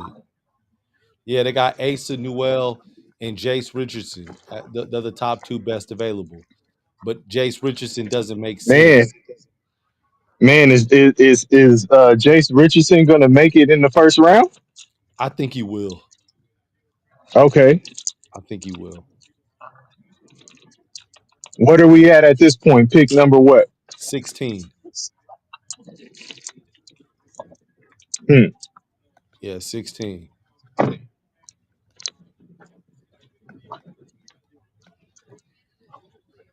Yeah, I think they go with Yakachonis.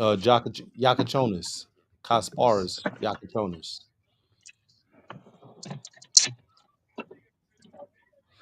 Um, did you see Engineer Man? Engineer said he can't stand this. Yeah, I just was thinking about you, Engineer. Says he can't stand the way the NBA draft works. It takes forever with 2 hours for for pick 16. yeah. Hey man, hey, engineer. This is by design, man. It's the show. It's the You're right. it's the show, man. They already got them picks in. They like, nope, nope, nope. Wait, wait, Yep. wait, wait. Slow it down. Absolutely. They're like, yeah, we're gonna pick Asa Newell. Asa who? Wait a minute. Can you repeat the last name? Write it down. Not in cursive. No, no, no. They in there tying the draft picks on pigeons' legs and sending them off like They got it on the old soon. they got it on the old etch and sketch. They're like, oh wait, we can't read that. You erase it and start over. You shook it too much. You shook the damn thing too much. Jan Hunsen, they took a dude from China. Hey man, listen, So this is where it starts getting tricky, baby. yeah. All right, so Alf sucks, man. How you feeling? They got Yang Hansen. That dude ain't Chinese, man. His last name Hansen. I'm I'm, I'm challenging the validity of his Chinese.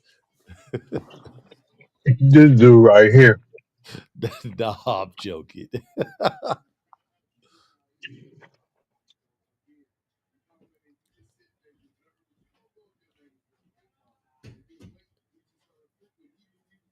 Okay, so he had the largest hands at the combine, the largest hand length.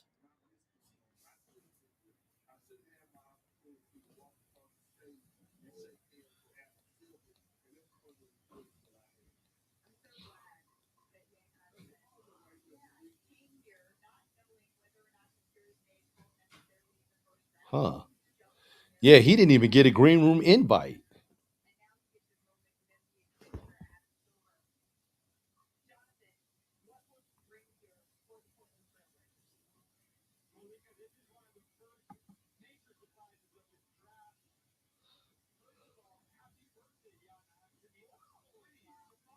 Yeah, that's true. We get it. Yeah.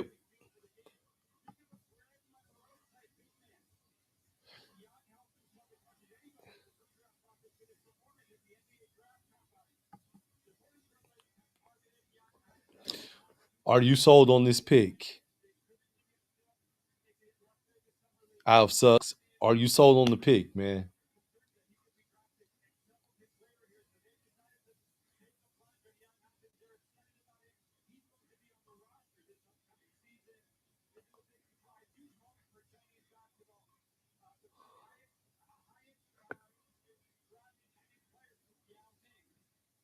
Yeah.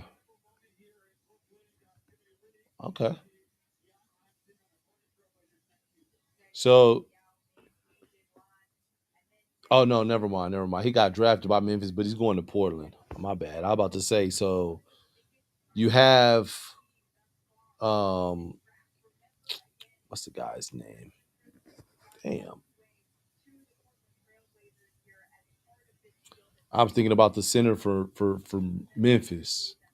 Like you draft him last year, and now you draft Young Hansen this year, but they're not even going to play together. So, nah.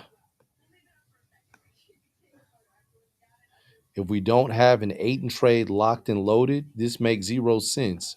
Well, even if you have a Aiton trade locked and loaded, you got to think about the other thing. The other thing is that you have Donovan Clingan. So now you got three centers on the My roster. bad, I got logged off. That's all right. You got Clingan, man. So that's I mean, in DP. Tell me if I'm Mm-hmm. man, if I'm wrong right now. When you draft a center in the lottery the year before, and then you take another center right outside the lottery, what do you You look you you you're you don't think the guy you took the prior year ain't it? okay, so I'm not tripping because that's what I'm thinking. So one thing that Alf sucks at mock draft because this is his team. He said if we don't have an Aiton trade locked and loaded, this pick makes zero sense. So yeah, I understand Who'd you they got get? I got logged off before the pick was in. Yang Hansen, the guy from China. He's a center. Oh, yeah. Okay. So you got Yeah, Donovan, man. Listen, my money's on Asa Newell being better than him. So you didn't take him at that pick, best available. That's what you're doing. You think you need a center at this point for Portland? and you got So Klingon. that means you're sold. So that yeah. So are you sold on your guard? You just traded for somebody who don't even want to be there. That's why I said Yakachonis was the safe pick because that's a guard. That's exactly why I was saying that. Um, so they just picked a Minnesota just picked a center. They picked Joan Behringer, who's a center out of France. And the interesting thing with this guy is he didn't start. He's 6'11", 235. He didn't start playing basketball until 2021. So he's been playing basketball for 4 years. And he's 6'11". 6'11", 235. Looks Did like they he show any highlights of him? Yeah, it looks like he runs the floor well, like a transition finisher. They say he's a transition finisher, defensive versatility. You're gonna have to get another center because you're probably gonna lose Nas Reed. So Um, is Nas Reed unrestricted? He is. yeah, Yeah. Um, you think Nas Reed bounces? he's gonna because they can't pay him. What do you think? What do you think he commands right now? Nas Reed, Sa- yes, salary wise. uh, maybe 100, anywhere between 120 to 150 for 4 years. Okay. That's too much. 120. I'm sitting here like, okay, well, 100 to 120, 4 years. he making them Van Fleet numbers, baby. Yeah, nah, I was wrong on that. 100 to 120 for 4 years. Wouldn't wouldn't be Okay. su- wouldn't be surprised if he goes to Brooklyn. That's still Van Fleet numbers. 120. Well, you said 4 years, right? Yeah, 4 years. Yeah. Okay, so you got him between 20 to 30 a mil. I'm Yep. 20 to 30 mil a year. Yes. Okay.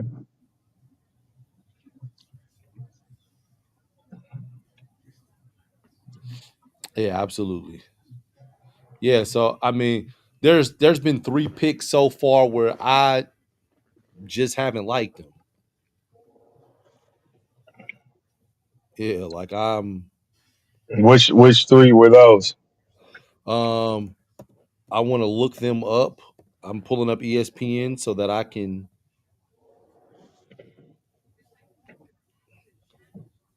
Hey man, we don't shout out the networks. You pulling it up so you could. This guy. Oh man. You're So checking your sources so you can.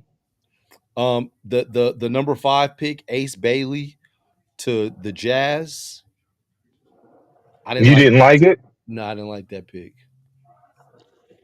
Now when you took Cody Williams at 7 the year before at the same position. I mean, but you just said if somebody picks a center Yes. and then decides, okay, I'm picking another center. What does that tell you? So if somebody picks a wing or a guard or whoever, any player at a position, and then follows up with a player at that position, it's the same thing. So are they not sold on Cody Williams? Yeah, but it's only I mean, been I know you got love for Cody Williams, but is that the case for Utah with him? well, I'm just saying for the past they did it the year before too. They took Bryce Sensabaugh in the first round at pick 28 the year before, who's also a forward. So Utah just keeps drafting forwards year in and year out. So for me, I'm looking at it, even if you're not sold on a pick, it's only been one season. Like, is it damn, are we that's not premature to pull the plug after one season on a lottery pick? Listen, man, Utah has draft picks and young players.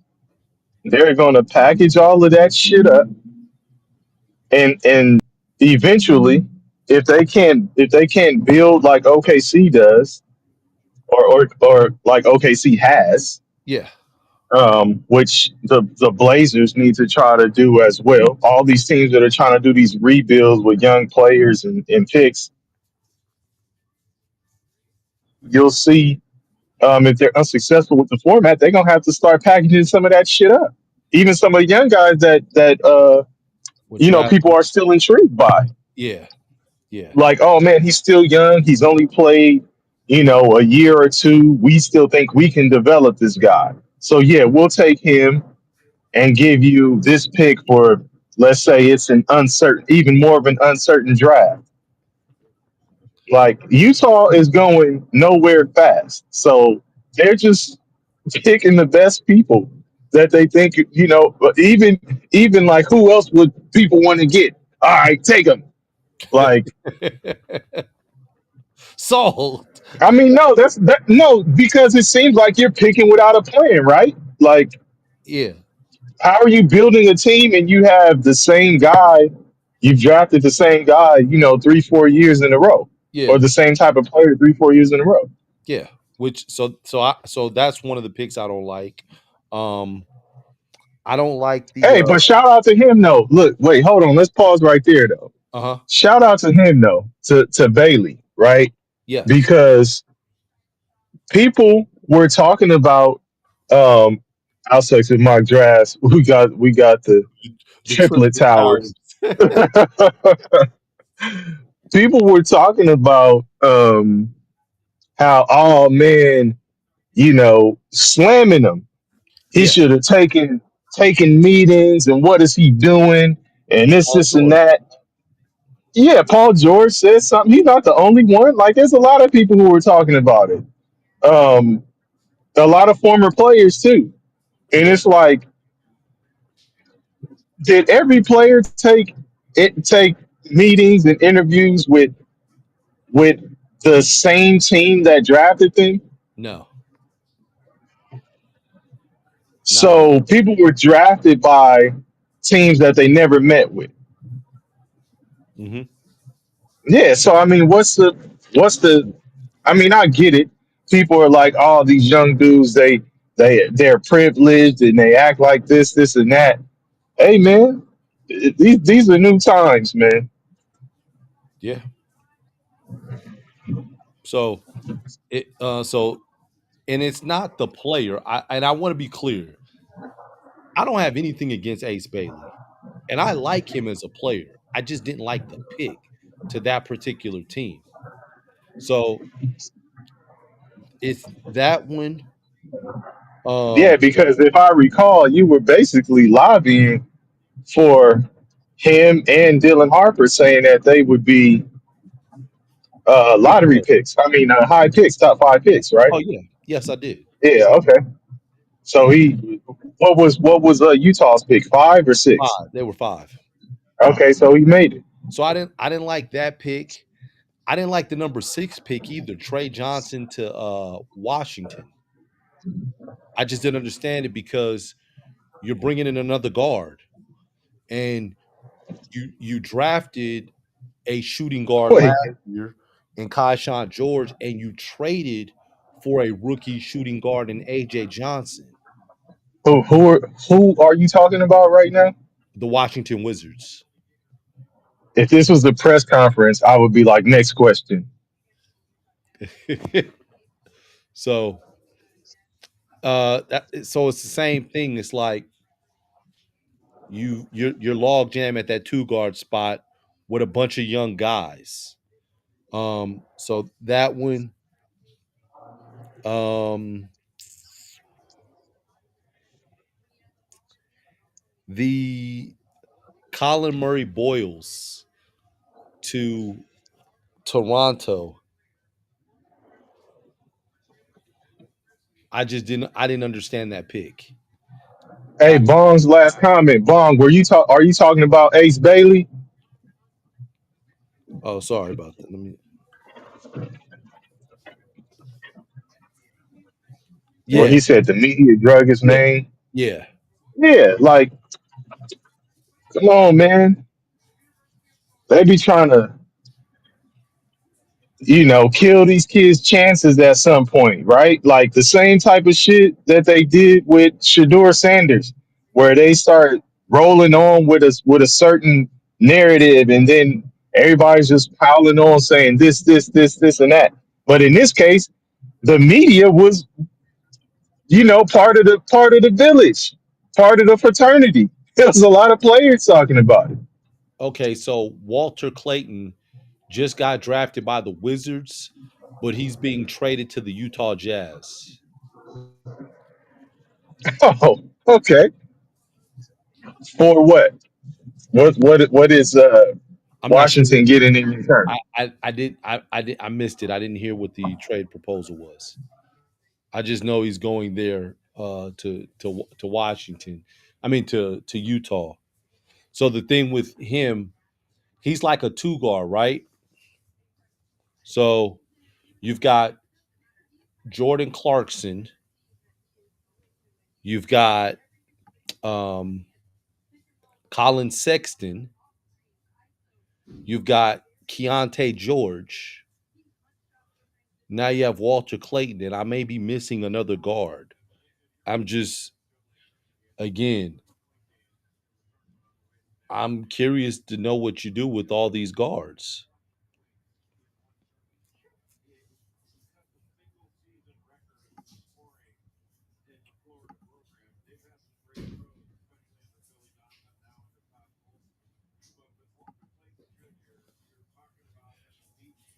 And we know that the Shador, yeah, shit was probably collusion. Absolutely.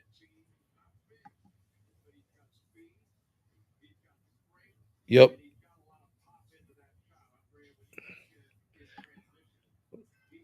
Rick Shaw, you're entitled to your opinion, but I don't believe that, man. That wouldn't be entitled. Entitled was um, the way that the Mannings behaved with Eli Manning, saying he's going to be the first pick, but he doesn't want to go to the San Diego franchise. He wants to go to the New York Giants. We know the New York Giants have the fourth pick. No, don't pick him at number four. He needs to go number one, like I went number one, like his brother Peyton went number one. That's entitlement.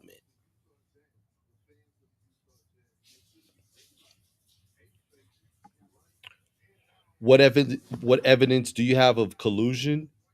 Um, I mean, you could talk about the fact that he was prank called by the son of an NFL coach. How often are players prank called, um, and it being videotaped and blasted that he's about to get picked in the first round? That's collusion right there. And to say what team is supposed to be picking him, um, pick the quarterback. That's even if it happens 5 or 6 times within the draft, that still doesn't change the fact that it's not collusion.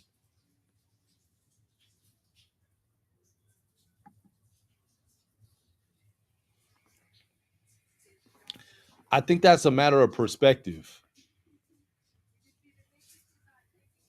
I think it's a matter of perspective. I will say I could see that as being disrespectful. And you could very well call it entitled. But to say that my son is, but to say that um my son is going to get drafted by a team that has the fourth pick, but he's going to that team, but he's got to be taken first overall. We don't want to play in San Diego. I don't think it gets crazier than that. I mean, like, that's insane. Eli Manning was drafted by the San Diego Chargers at the time. The San Diego Chargers drafted, and Phillip Rivers is drafted fourth by the New York Giants. And there's a trade between the San Diego Chargers and the New York Giants to send Eli Manning to the New York Giants, the team that him and his father decided that he wanted to play for.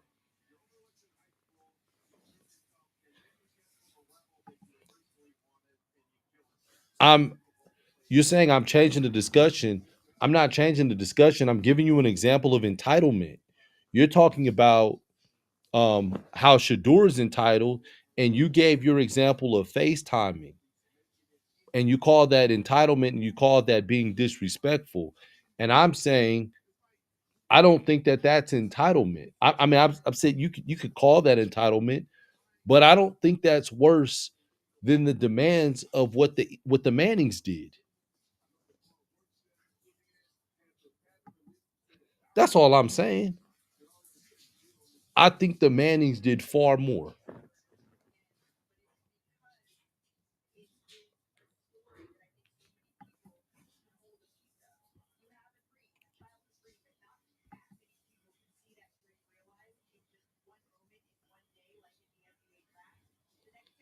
And Rick Shaw, you going to the Discord? Okay, so Brooklyn's got another pick coming in. I'm not gonna say I hate the Mannings.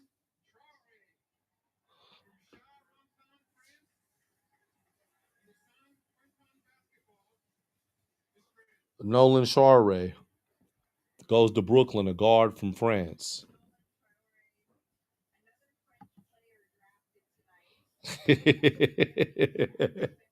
It's bigger than Nino Brown. It's big.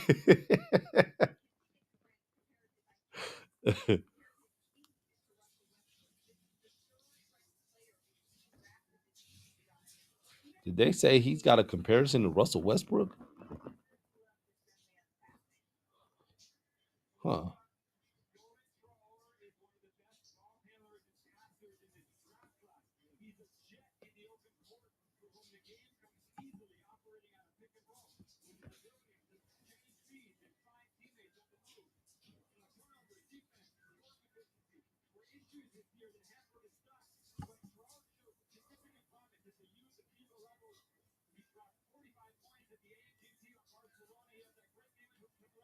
Hmm.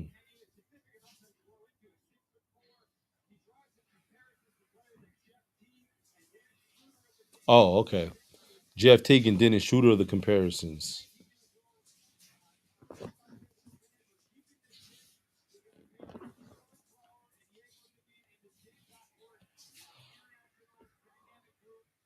there's some guys being picked and selected, man, that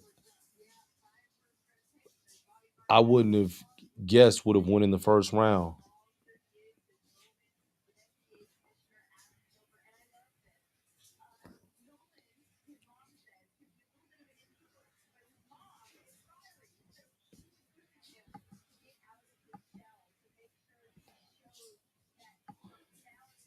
And I was talking about the Jazz roster and their guards, right? I'm gonna go to their guards. Okay. Oh, so they got Ace Bailey listed as a guard. It's amazing. They got Ace Bailey listed as a guard, and all of a sudden he's 6'10". But you got Clarkson, you got Collier, you got Keontae George, um, you got Johnny Juzang, Colin Sexton. Like, that's 5 guards. And then you bring in Walter Clayton. That's now 6 guards. That's who you moving. Like, that's what I'm wondering. Who are you moving? Engineer. Nah, this ain't. I don't think this is a deep draft. I think as we're watching this more and more, I think it was a little top heavy, but my personal thought is that you don't have a generational talent in this draft. You have some good players. You have some good players. I don't think you have a franchise player, and I don't think you have a generational talent. So, because of those couple of things, I'm not going to say it's a deep draft.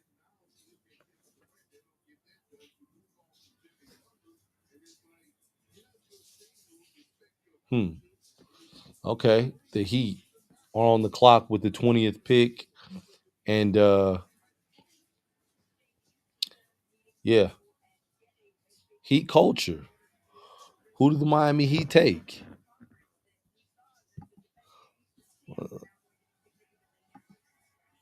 Is the pick in? Oh, yeah, the pick is in.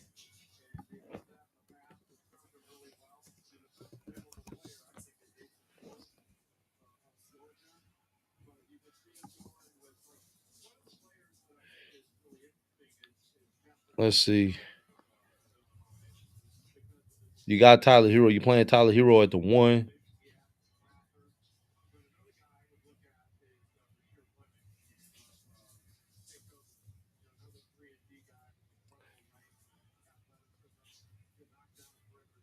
I think you go with a 2 or a 3.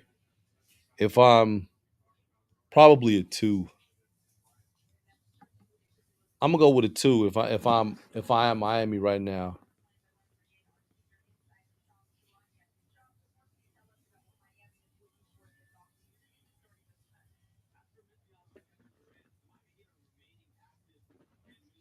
Maybe Yakachonis.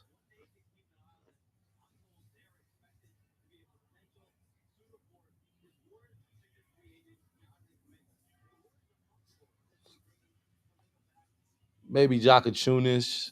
Yeah.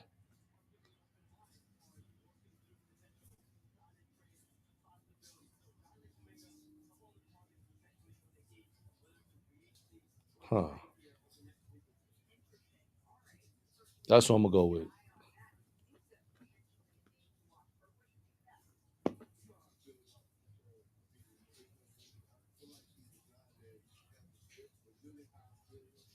But I think that they have to go guard. Or maybe even small forward. But you got Wiggins at the small forward position.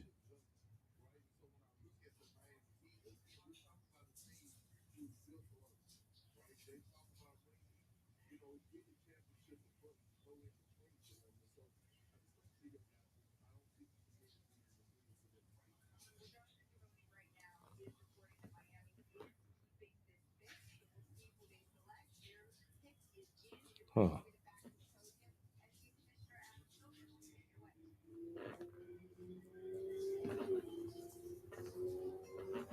Let's see here. Miami's pick is in. Yeah, I think they go 2-3, but they got Wiggins, so a 2. Yeah, makes sense. Kasparis, Jakachonis. That makes sense. They took a guard.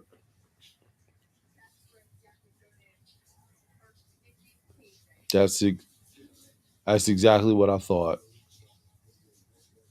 Um, do I like the pick?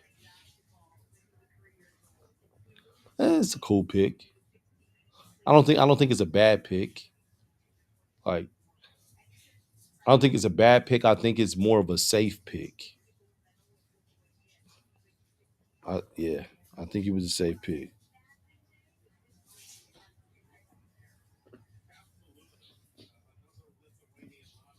Traore and Denham to the Nets is odd.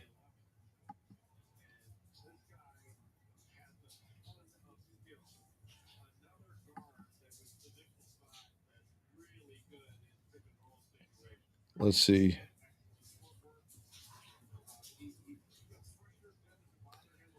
It is, but I think, but Alf sucks. I think the difference with those two both going, and they have Denham listed as a guard, but Denham's like 6'9", so he's more like a point forward.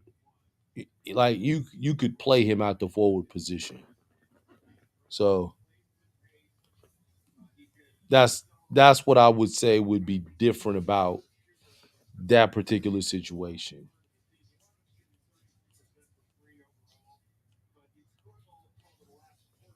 So yeah, that's what I'd say pertaining to that. So it's not. I don't think that's as bad.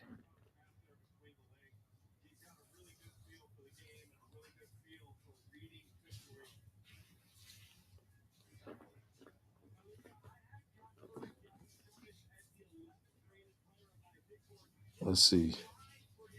They've got Utah. So Utah's got a pick now.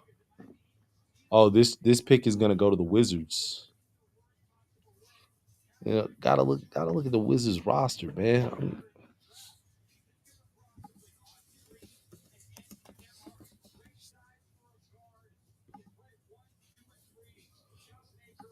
Like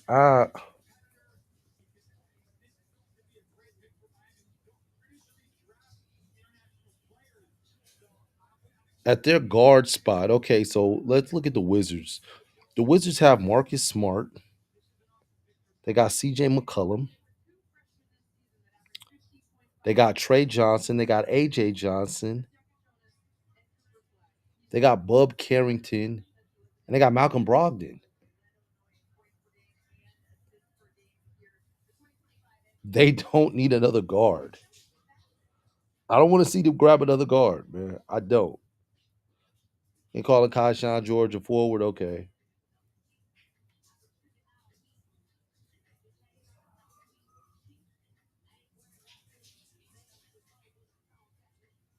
your forwards. Let's see. J.T. Thor, Tristan Vucevic, Alex Sarr. Okay, and they got Alex Sarr as a power forward, not a center. Olenek. Yeah, Olenek just got there. So you got Sarr and Olenek and Corey Kispert, Sean Holmes.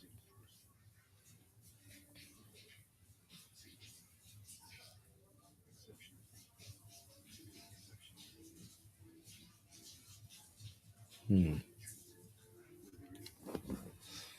You got Olenek, you got Sarr. Okay. So you got those two. And then you got Rashawn Holmes, who's on the books.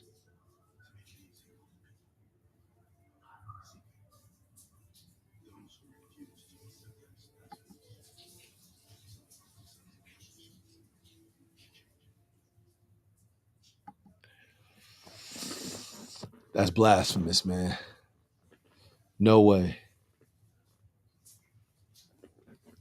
Um, I think that they should go with a front court player. The Wizards. Yeah, the Wizards should go with a front court player.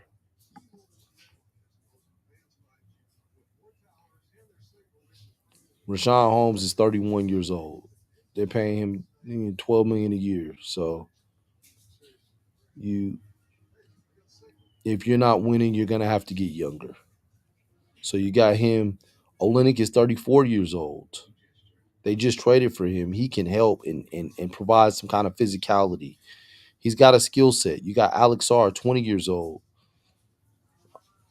Um, so that makes sense, but I think you go to big. So you go with like a power forward. And let me see who's best available right now.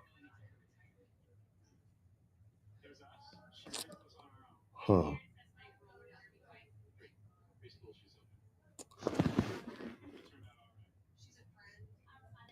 You got Asa.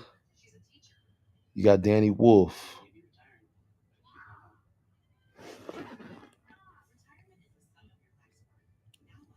You got Asa and you got Danny Wolf.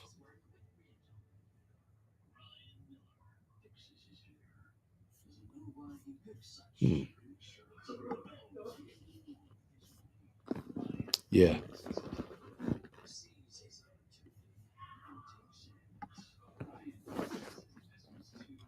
So that's what I'll say. Out of one of those two, Danny Wolf or Asa Newell.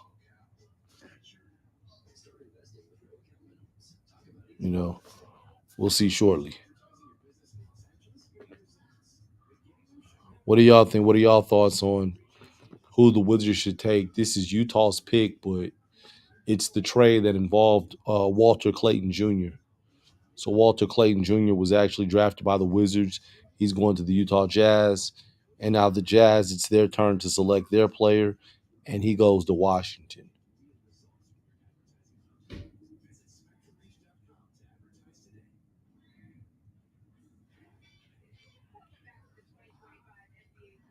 Said the pick is in.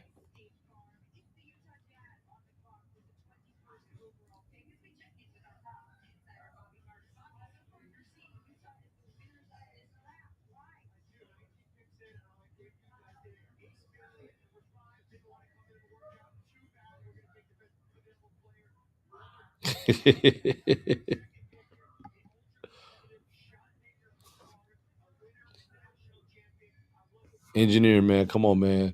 Respectfully, you cheer for 3 basketball teams in the state of Texas, man. Come on, dog.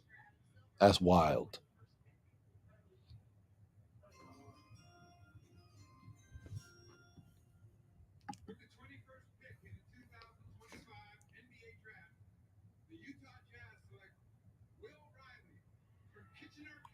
Whoa. That's a shocker. Will Riley. Ah. Rich Paul's his agent, huh?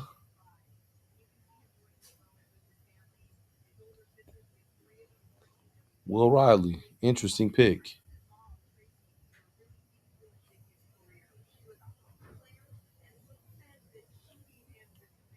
Interesting pick.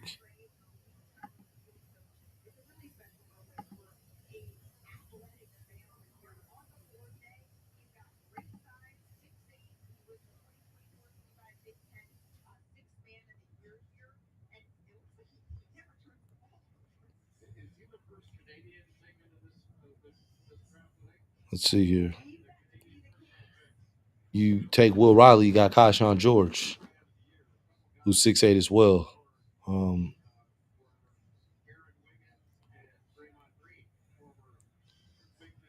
okay, he'll learn behind Chris Middleton.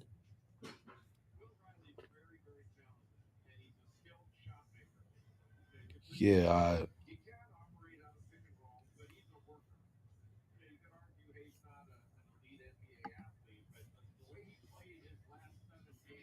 that was what I said. I didn't really like the way he moved, like getting up and down the court.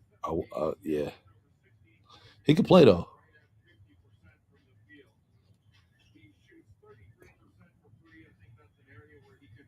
Yeah, he can play.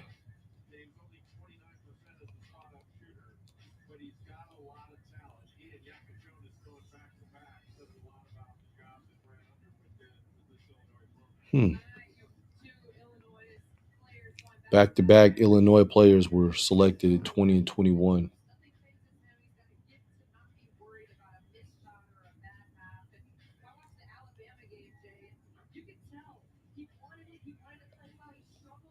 Okay, so Atlanta is on the clock at 22. They are about to trade their pick to Brooklyn. So it's already a proposed trade. It's not going to take effect, I think, until July 1st or whenever free agency opens up, July 1st or July 4th, something. So this is actually a Brooklyn pick. Looking at Brooklyn's roster, let me see. Any thoughts on who Brooklyn's going to take?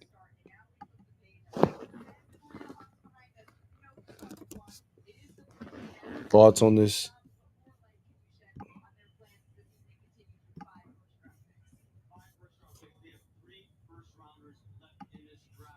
Yeah, 5 first-round picks in one draft is crazy. You know, unfortunately, it's not a very deep draft. Let's see.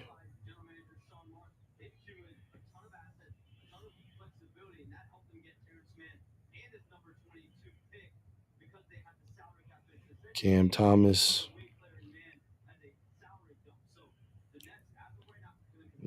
D'Angelo Russell. Killian Hayes. Man, Killian Hayes is the butt of a lot of jokes. They don't need any guards. They got Cam Johnson at the small forward spot.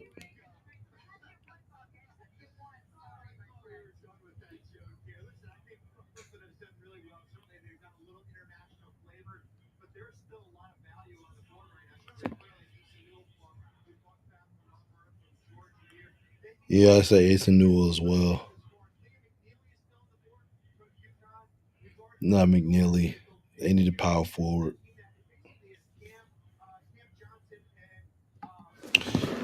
I go to power forward for the 15th time. I'll go with Asa. Brooklyn has made their pick. They're celebrating. They're happy.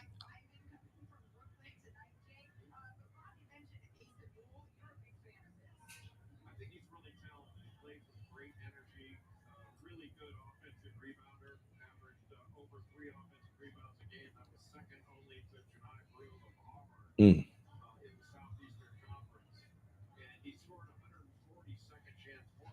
Wow.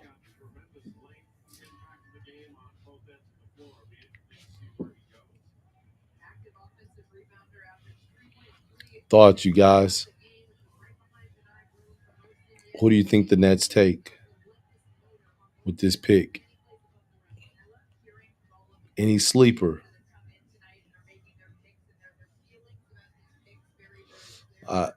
If they take another guard, they're officially dysfunctional.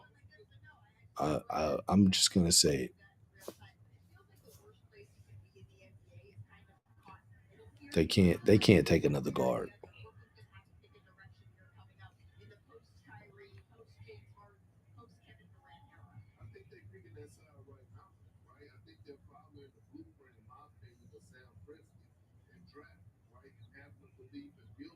Like I've said his name so much. Engineers like should be interesting to see his landing spot. Yeah, they take another guard, man. They're officially dysfunctional, man. Like, and I understand that D'Angelo Russell's a free agent. I understand that Cam Thomas is restricted, but restricted means that Brooklyn is able to match the offer. Yeah, just don't take a guard, Brooklyn.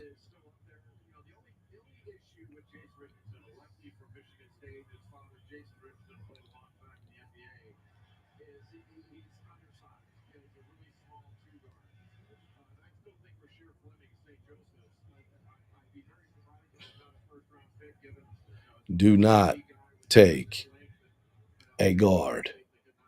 Don't take a guard, man. This is gonna tell me everything I need to know about you right now in this pick. If you take a guard, man, when are they gonna announce the pick? Man? Like, what are we doing? What are we doing? Why the pick's been in? Dang.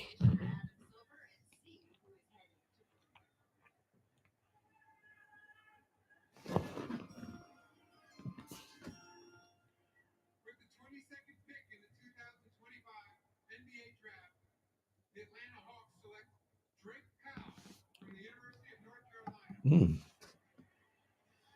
He's a wing athlete, two-way player. I Yeah, I mean, he's 6'5", but he's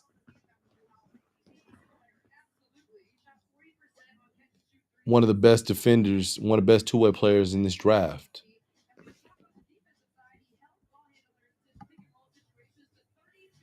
Now they're already a bad team, engineer. But you're trying to get better. So if you have 5 picks in the first round and your first 3 picks are guards, it's like, what are we doing? And Drake Powell, I mean, depending on how you want to look at it, he's almost a guard, but this is one that I like this pick. I like this pick. I like this pick because I saw Drake Powell. You know, thing with Drake Powell. So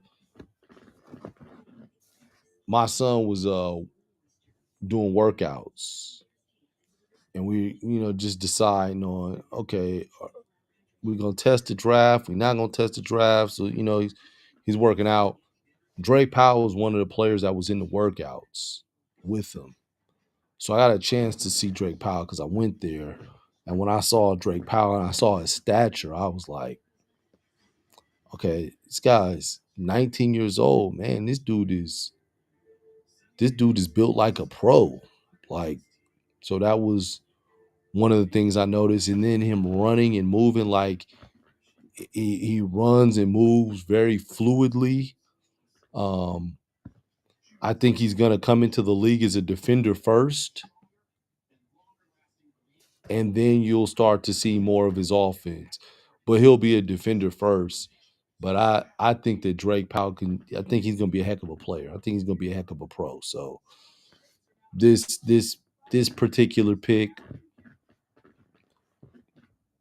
there's nothing wrong with this pick. I'm okay with Brooklyn and their decision to take Drake Powell at this position. So yeah.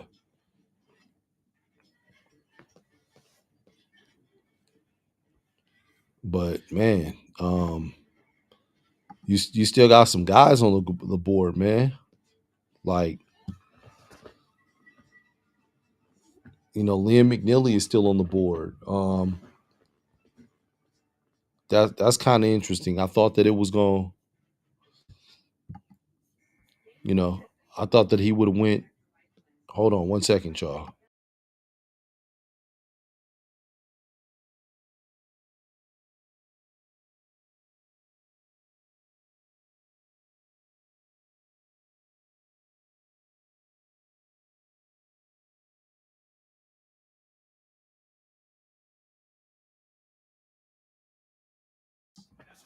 Yeah. So, um, but looking at the people that are still in there, man, I thought Liam McNeely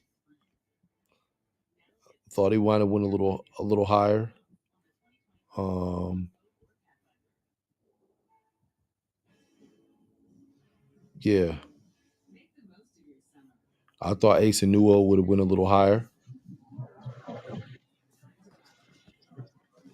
Welcome back, DP. You can hear me? Yeah, welcome back. Oh man. Can everybody hear me? Chat, can you guys hear DP? Man, legend of Experiment. Jokic Oh, our experiment is back in the building, huh? getting traded to the Lakers, huh? That's not happening. Alf sucks in mock drafts. Ace Bailey told Danny Green before he got drafted that he had no preference as to where he wanted to play and would be happy anywhere. Um, somehow, some way, man, the media came up with three destinations. Yeah, but if that's what he said, once again, that's like muddy in the waters for him. Like who's making that up? And Alf sucks in mock draft said, "Where's DP driving? Feel like he's been in the car for like 2 hours." Hey man, I have. I was in rush hour traffic on the 405, man. Oh wow. So yeah, so I had to go to the valley. So I'm on my way back now. So yeah, it ain't. I'll sucks at my drive. You hit the nail on the head. It has been that long. And then the legend of experiment said the Spurs are legit scary. Now Carter Bryant is so elite and Harper too, with Weeman, Fox, Castle, and Soshan. I don't know. I think Soshan was okay at a time, but Hey man, I got all those names except for one. Is I didn't understand. you know what I said. You know I said Uh, Weeman, who is Weeman, that? Weeman Marcus. who is that? You know, I heard a bunch of players, and who's Wingman? Weeman Yama. Oh, Weeman Yama. not to be confused with Wimbenyama. Yeah, I don't know that guy. I know Weeman Yama. Oh shit, Oh yeah, Bong's gonna be on the show tonight, man. We'll probably do a recap, engineer. So y'all gonna get a lot of hours today, man. If y'all tuned in, yeah, because we gonna talk.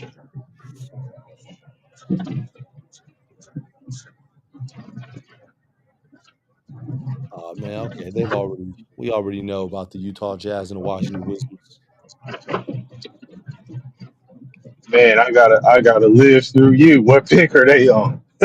They're on pick number 23 round. Okay, MJ. Hey, the New Orleans Pelicans got Asa Newell. Okay, not Um, not a not a bad spot for him. wait. I think he's going to Atlanta though. Oh, it does Atlanta have their pick this year? Um, no, I think they made a trade already. So here's the thing: his family is from Georgia, so that's great for them. Yeah, I mean, shoot, he played at Georgia, right? Yeah, Yeah. man, I know he's like, man, it took forever. Gosh, Shit, I'm sure he ain't tripping. Going back to the crib, you got drafted first round. Like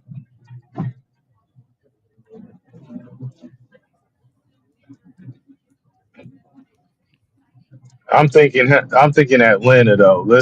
I mean, how long is Atlanta going to roll with let's say Trey Young, I'm gonna pull up their roster right now.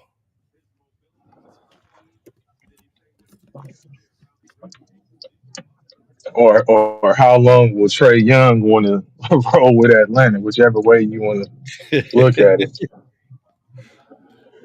Trey Young just gotta find. I guess he's waiting until he find a better situation. You know what's crazy? Zach. What? So I'm looking on the website, looking at their team. Zachary Ricochet was drafted as a point guard, right? A 6'8" point guard. You know what position they have him at right now? What? Power forward. Like, whoa. Uh, yeah. Yeah, I mean, yeah, he's got a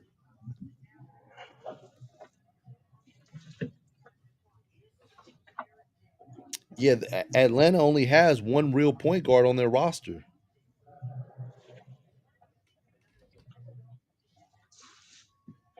Like they don't really have another Trey point. Young. Yeah, that's it. Um, what's his name can kind of run the point a little bit. Dyson Daniels, who? Yeah, Daniels. Yeah, you could put him there in spurts. I Yeah, mean, and then Karis LeVert. man, Levert. So Levert was on his way, I think, to establishing himself as a like, and I'm not gonna say bona fide star, but like one of those up and coming players who's gonna be like a real.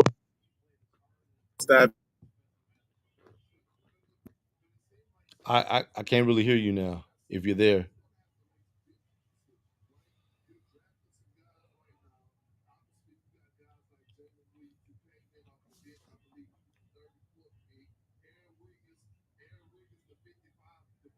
hmm. You might as well get the dude from huh? And that's when they kind of moved away from him, and then he was traded, You went right? out. I didn't hear the last part you heard. No, I said when Brooklyn brought over their 3 man squad with Oh yeah, Durant and Harden and Kyrie, that's yeah. kind of when they moved away from Levert, right? And Levert But had like before that, he was he had a heart problem too. okay. Yeah, he But had like a before that, he was doing his thing, and it was like, okay, what's up? Levert is about to be a problem, and okay. that happens with guys that have a lot of talent, man, and then they just kind of get lost in the shuffle. Yeah. Okay, Oklahoma City is trading their pick to Sacramento. Sacramento. Sacramento is about to become Wizards. the West Coast Wizards. Yeah, the West Coast Wizards. Okay, they selected Neat Clifford from Colorado State. Yeah, congratulations, young man. Welcome to the league, and good luck. Good luck with your new squad. He played well, man.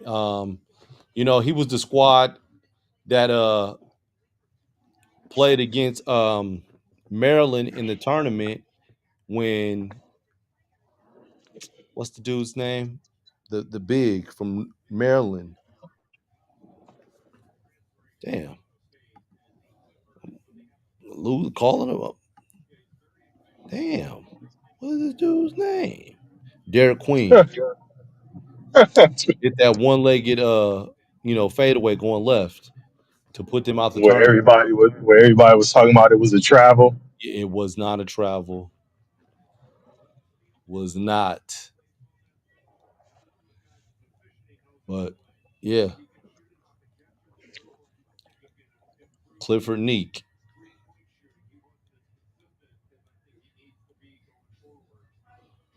What's crazy was all the hype that Liam McNeely was getting, and now like he ain't even getting picked right now. And Ben Sarif.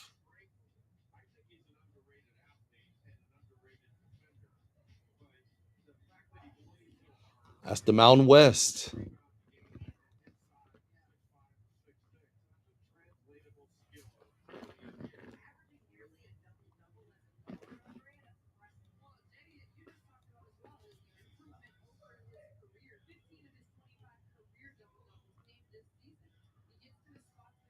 Okay. I lost DP momentarily. I think he'll be back soon. We got Orlando on the clock. So I think we're getting down to like the last 5 picks.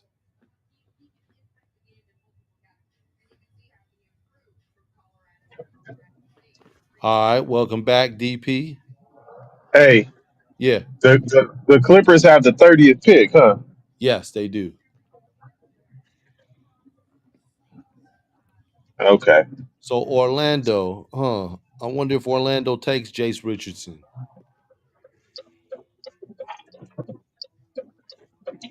I mean, do they need a guard? Well, they just traded what's his name? Um from the Grizzlies. Desmond Bain. So they got Desmond Bain, they got Anthony Black, they got Gary Harris, they got a young Caleb Houston.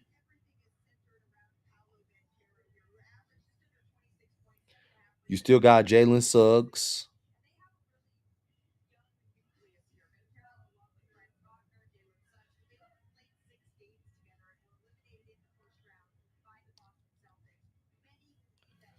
Who are the centers that are available?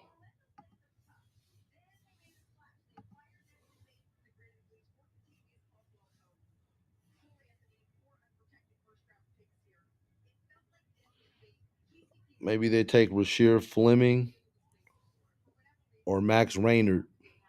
Nah, or they go with Danny Wolf. What do y'all think, chat? Wolf, Fleming, or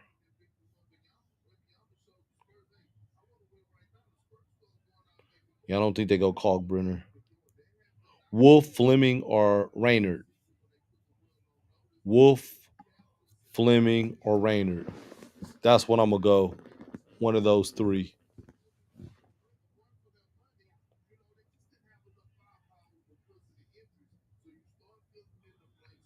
Wolf, Fleming, or Raynard.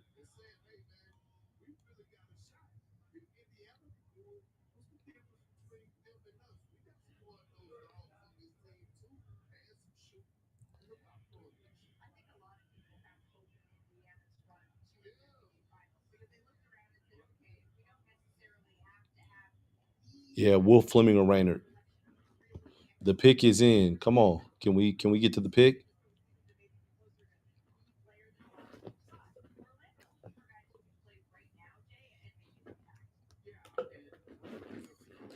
Ran out of water, man. Goodness. Gotta,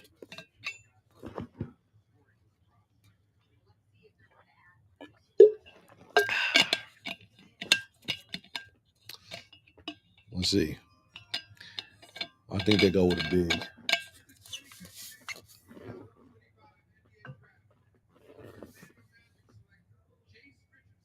Oh, they went with Jace Richardson. That's what I said at first, but I went away from it. Congratulations, young man. Congratulations. You are an NBA player. Congratulations. That's dope. And his brother is in Orlando, finishing up his last year of high school. I mean, well, I don't know if he's in Orlando. He's in Florida, finishing up his last year of high school. That's dope.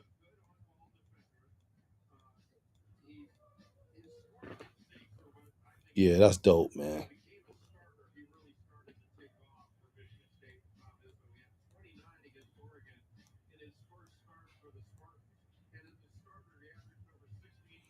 That's dope.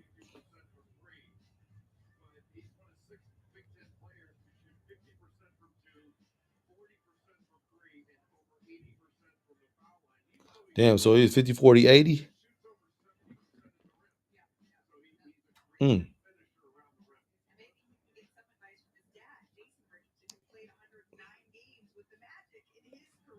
I was wondering if I thought he played with the Magic for a little while.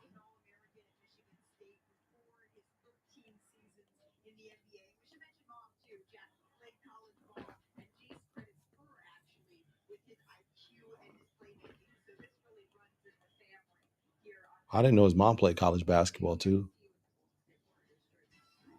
That's dope. Okay.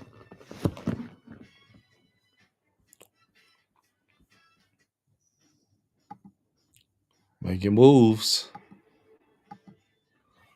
Okay, so Jace is off the board. That's dope.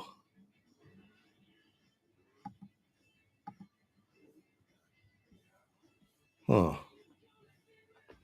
Let's see. Jace, Drake.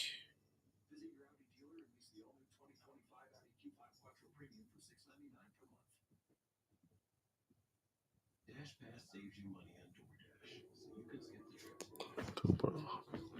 All right. We got 3.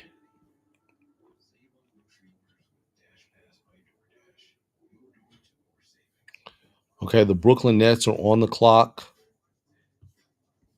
The Brooklyn Nets are on the clock. They got about 2 minutes, 15 seconds. So you got a couple. Well, you got a point guard, you got a point forward, and you got a wing defender in Drake Powell. So now you should probably go big. Just my thoughts.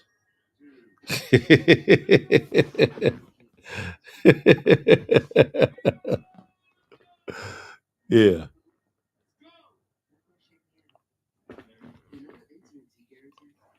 that's funny. Yeah, hopefully I do, man. Hopefully I do. So we'll see who they take. I'm thinking that they go with a big, and right now they got about a minute left. So I'm gonna go with Wolf.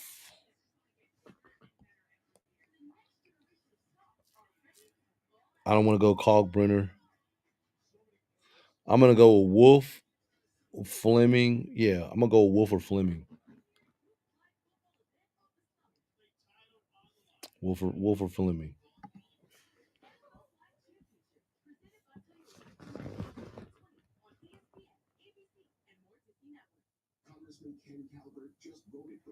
So we'll see. What are y'all thoughts? Who do y'all think's going? 30 seconds.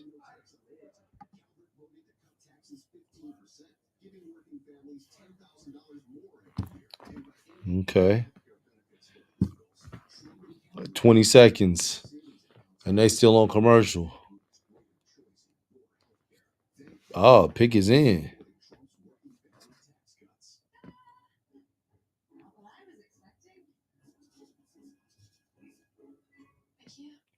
Okay. The pick is in and they stalling.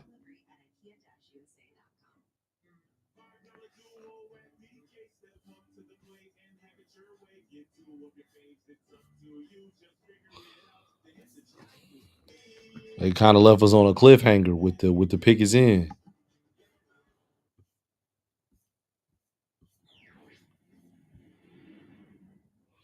I agree with you. Alf sucks in mock draft. It's a cool pick.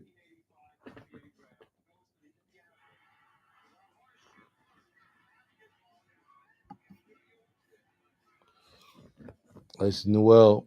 And I mean, it's cool because his family's from Georgia. So that's real cool.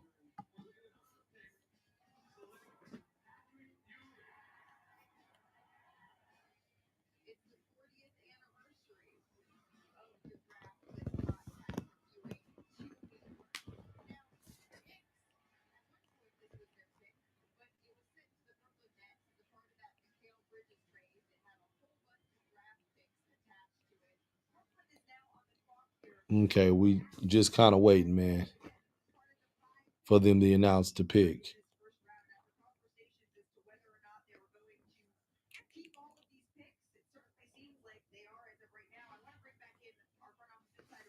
Like yeah. As engineer said, man, They are. Yeah, they're dragging this out. It said the pick is in for the last 2 minutes.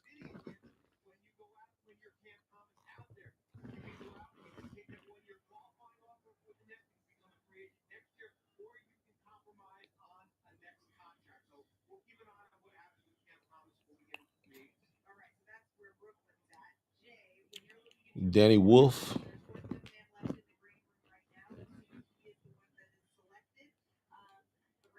Oh, Lynn McNeely's the last one in the green room.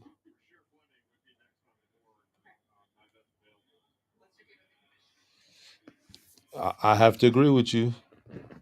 Wolf or Fleming.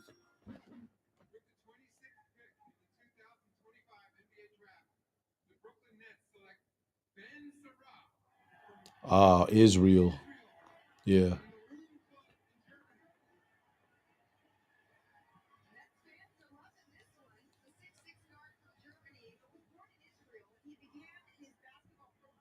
This is not a good pick, man.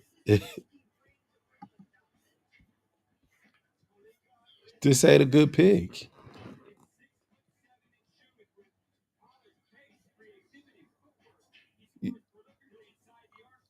And when I'm saying it's not a good pick, it's nothing against the player. It's not that I don't like the player. I'm just saying you've picked like you've got Ben Saraf, but you got Igor Denham. You got Nolan Traore. So I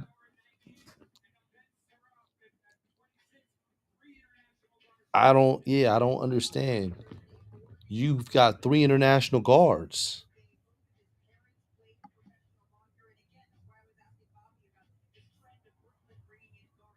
Like what are we doing? What are we doing? Why is Fleming falling so far, so much? I feel like a couple weeks ago he was getting discussed in the late lottery. Um, I think he was a guy that just kind of came out of nowhere. Um,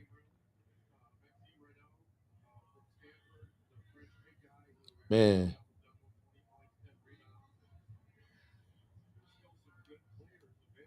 dang, sad man.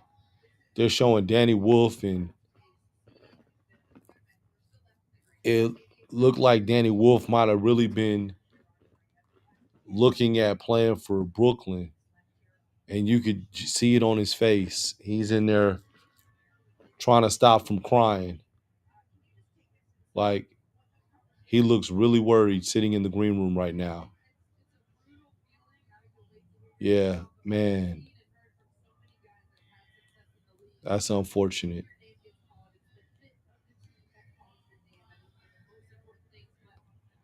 I thought there were two guys in the green room. I thought Danny Wolf and Liam McNeely were both in the green room.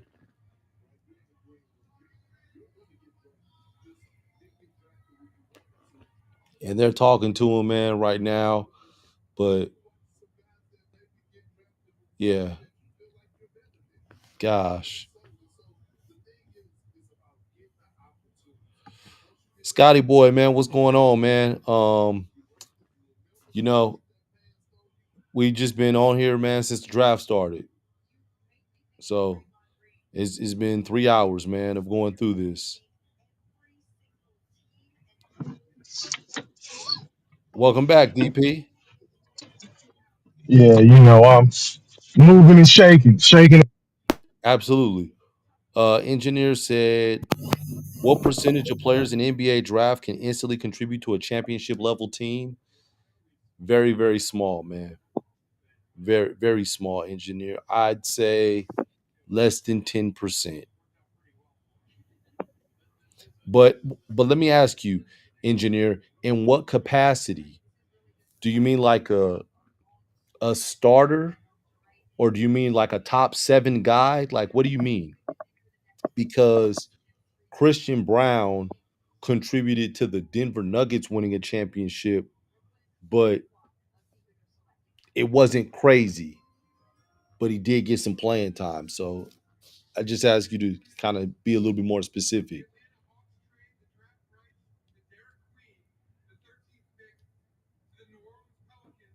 Okay. Okay, yeah. We've already seen that. Okay, Brooklyn's on the clock. Does Brooklyn take Wolf?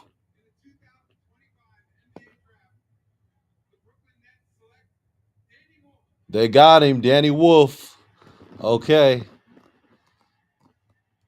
Wow. So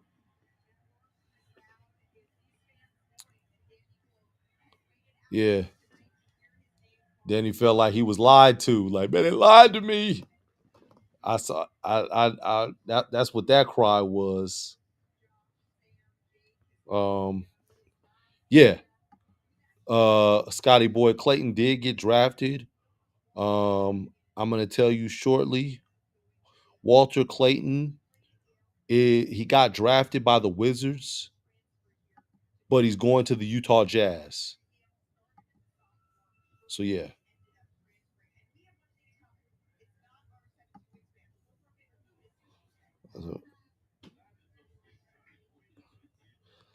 Jen Will Belandres says, I will say 100% because every draftee will at least play one game or 1 minute and they will lose to the eventual winners of the finals. Hence, they contribute. I don't think that's what he means, though. Like, we're talking about meaningful minutes that are putting a team over the top. No, no, no. He's Scotty Boy. He's going to the Jazz. He was drafted because it was a trade that happened between the Jazz and the Wizards. So he's drafted by the Wizards, but he's going to the Utah Jazz. So Brooklyn went went Israeli. Pretty interesting that they had back-to-back picks and both of their players were Israeli players. Uh yeah, Danny Wolf's Israeli and so is Ben Saraf. So shout out to them. The community spoken. This is what we want. And they're getting it. I think Danny Wolf's a heck of a player though, man. Heck of a player. And seeing him in person, man, that dude is massive. Pause. It's a big dude, man. 6'11", like 260. Handles the ball. Got a really, really soft touch on his shot, man. So yeah.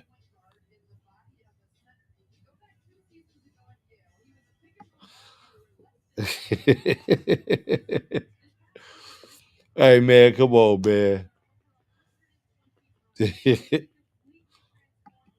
And Scotty Boy, you don't like either team? I don't like those. I don't. That was a pick I didn't like either. Honestly speaking, I didn't like that either. Got 3 picks left. Um, yeah, 3 picks left. I can see. You know what? Liam McNeely's gonna end up with the Celtics.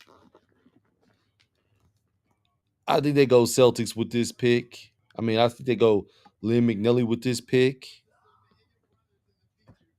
Um, wait, they lost Porzingis. Maybe they go a big.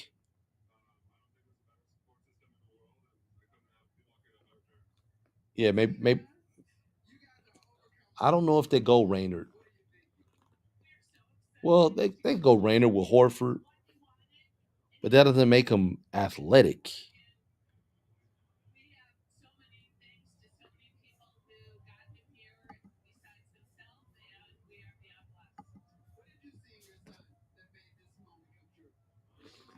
So Scotty Boy says he wanted him to go to a bigger market with a smaller role and build up from there. Uh, Bigger market like what? Like what team were you thinking, Scotty Boy?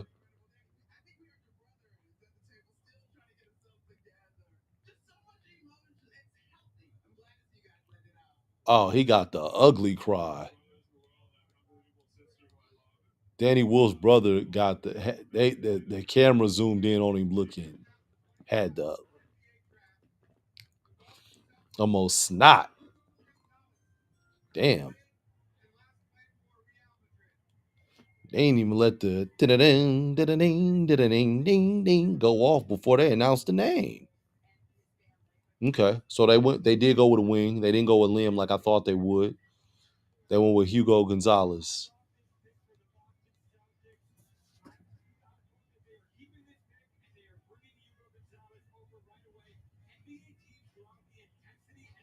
Okay.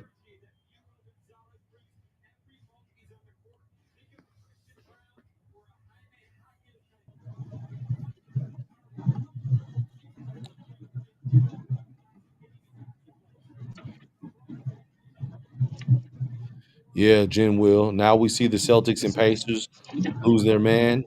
Obviously, too early to call, but is it the Knicks uh, conference? Too early to call, but they are the front runners. Next to the Sixers, depending on Yeah, whether the Sixers are healthy. absolutely. I I agree with you. If the Cavs are and Alf sucks is if the Cavs are healthy, they should be heavy favorites. They should be heavy favorites to win 60 games. Heavy, heavy favorites. To win 60. Man, the Cavs gotta show me. The Cavs gotta show it in the playoffs, man. And um, Scotty Boy wanted Walter Clayton Jr. to go to a bigger market with a smaller role and build up from there, is what he said. And so I asked him what teams, and he said the Celtics, the Grizzlies, the Heat, Hell no. The Golden State, Celtics. Milwaukee, Brooklyn, and even the Cavs. Wait. He said he wants them to go to a smaller market A and big, a, build. a bigger team, a bigger Oh, market. a bigger market. Okay, Yeah. I heard it wrong. Some of these are small market teams, though, Scotty Boy. Like the Cavs are considered a small market team. The Heat are considered a small market team. Milwaukee's considered a small market team. Like half of these are small market teams. Um, I do understand what you're saying, but I don't like any of these fits for Walter Clayton. But I don't like his team that he was. I don't like the team that drafted him either. And Scotty Boy said everyone betting on the Magic to get to the finals. What? I ain't.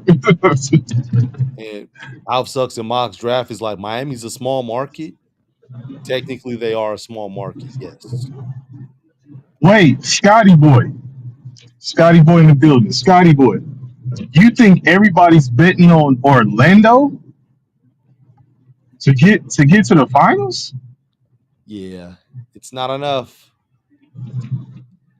Okay, so is this proposed Phoenix pick is supposed to go to the Charlotte Hornets.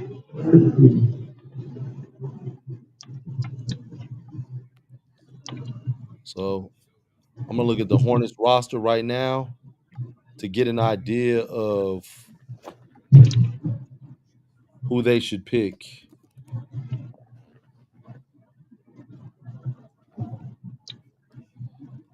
Man, I ain't gonna lie, man. I looked at this roster earlier and I was like, no, no, no.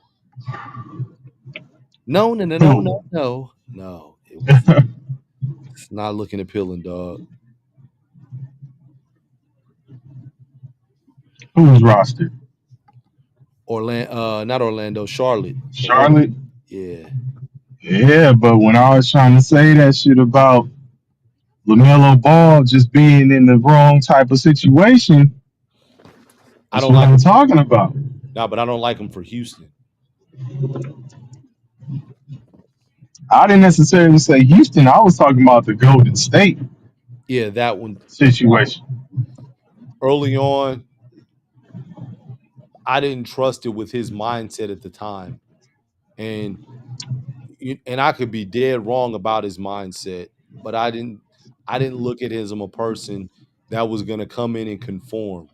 I looked at him as a person where he's But coming in. that's when you That's when you want to do it though. You want to get a player when they're young or they're in the later stage of their career and they're trying to win and not just chasing the money. Unless somebody has already won and it's the flip side and now they just chasing the bag. So And obviously, I guess it would be case by case, but the most consistent and most constant thing would be a player is more impressionable and can be molded when they're more so molded when they're a rookie or in the later stages of their career. true. The I mean, early stages of their career, not later. uh so Alf Sucks at Mock Draft said he's talking about their squad. He said they got LaMelo, Con Knipple, Brandon Miller, Miles Bridges. It's not enough. Mm, yeah, it's And he yeah. said, who the hell is their center now that they moved Mark Williams? Mark Williams got traded to the Suns today. What are the Suns doing? Uh, what are the Hornets doing? The Hornets are being the Hornets. So I'm The wondering the if Sun the Suns went to the finals and just did a quick about face. so. You're gonna have to get a center if you're the Hornets. Do you get Raynard?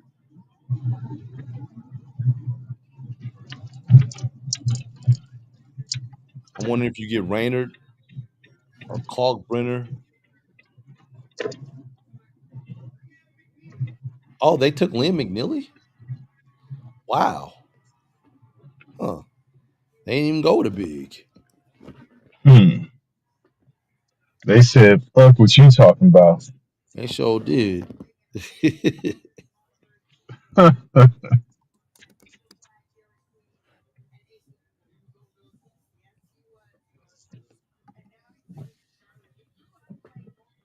Okay. Huh. Let me see something real quick.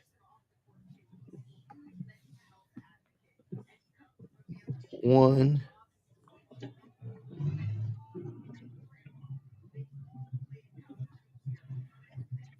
two, three, four, five, six. Okay. Okay. Okay. What? I'm looking at what CAA did with the draft this year. Creative artist Yeah. agency. Huh? Mm-hmm. They had uh they had 9 guys in the draft this year. They've got 6 that have been drafted in the first round. The last 3 players are all with CAA. And so they had 5 guys in the green room. All 5 of them were drafted. Okay. So shout out to them.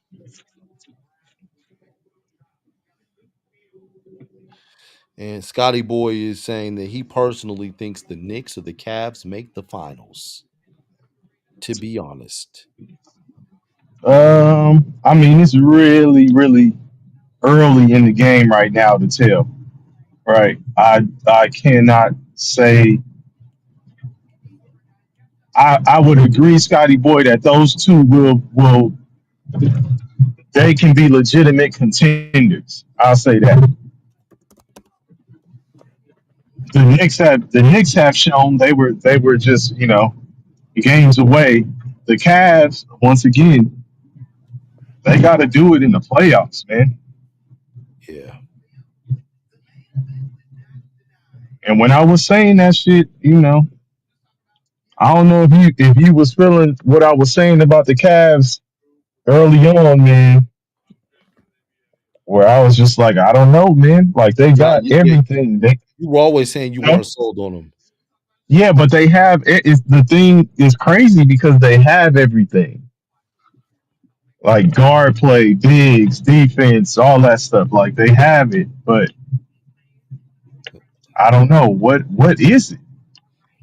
Um, I think it's their. I think it's their guard out. I think it's their guards collectively outside of Donovan Mitchell. Um, And I know they, they hit a little stint where they had the injury bug for a minute, so they got hit with some injuries that were at an unfortunate time. yeah. Uh, but I don't know, man. They maybe it looks different for him next year, Scotty boy. And then Jinwill Balandres, bruh, uh, wasn't it Mark Williams that got traded from the Pistons? No, Mark Williams has played in the NBA for 3 seasons, and he's always played with Charlotte. First season, he played 43 games, started 17. Second year, 2023, 2024, played 19 games. He started all 19. And last year, 2024, 2025, played 44 games and started in 41 games. So, nice with the Suns, but no. He's with the Suns. Who did the Suns draft? Because they what pick did they have? They just had this pick, which was 29. 29. Okay. They had pick 29, and they drafted, but he's traded to Charlotte. So they traded this pick. That was Liam McNeely. Charlotte had, what was that pick?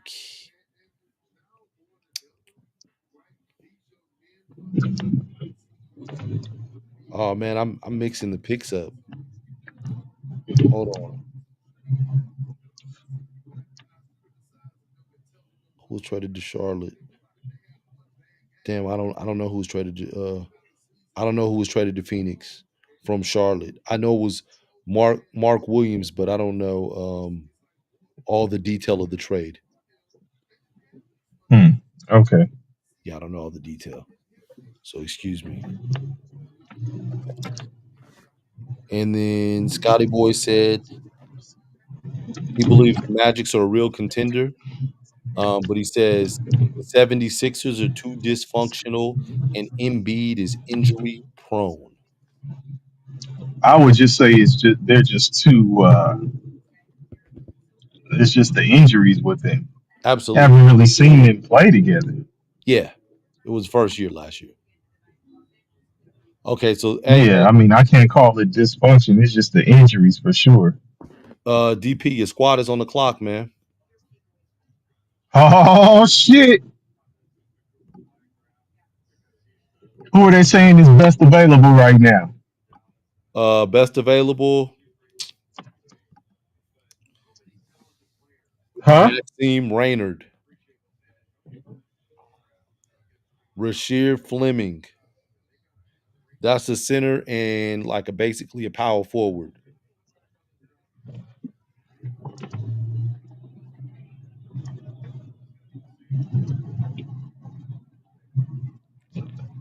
I can't believe Dink Pate didn't go in the first round.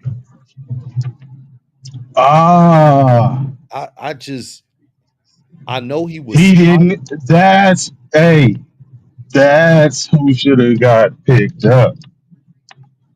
I I I, I don't Wait, understand. who did the Clippers take? No, they haven't announced the pick yet. Dink paid on the way, baby. Dink paid to the Clippers just so they could groom him to be traded to another team and Nah, blow up as a star. they took Yannick Conan Niederhauser from Penn State, the What? c- the center from Penn State. What?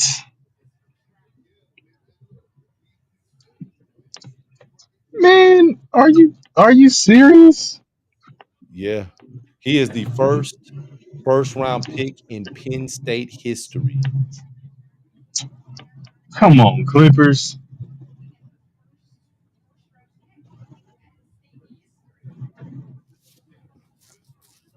Congratulations to the young man. Yeah, Ah, man. Uh, and engineer said, "Congratulations, DP. Neater house."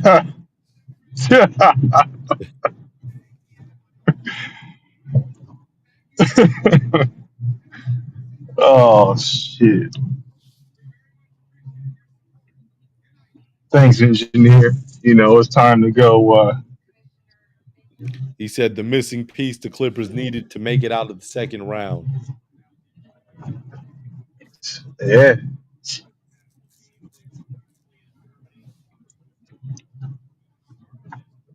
Clippers always on the right side of history, baby.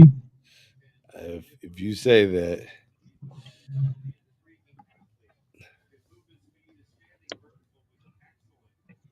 They always on the left side, yeah, he's getting six. left out of shit. He's 6'11".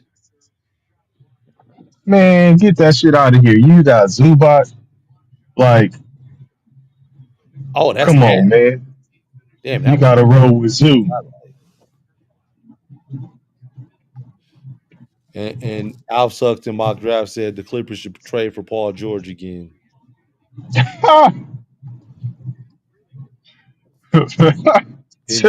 Engineer was cracking a lot of jokes, man. So he said he's about to be. Clippers will fuck around and trade Kawhi Leonard for Paul George. I'd be sick. Like, That's the type of shit they own. nah, they trade the young guys.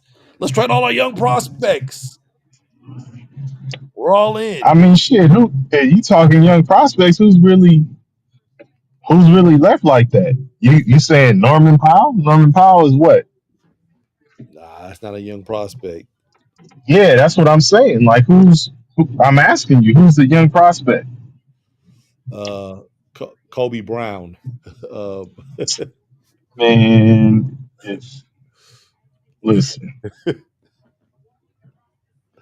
you know what Clippers do with young prospects? what They did they trade they trade them bench? away so they can go become champions. Oh, I was gonna say they bench. No, they trade them away so they can go become champions elsewhere. Jen Will Belandres said, "Forget PG. Clips will ask Blake to come out of retirement and play for them one more season." One more round. Uh, Alpsuck said it wouldn't cost much. Maybe Zubac, Kawhi Hart, Derek Jones, Nick Batum, Patty Mills, Kobe Brown, and 3 first-round picks. man, hey, they were definitely overachievers, man. I didn't expect them to do what they did, so shout out to them.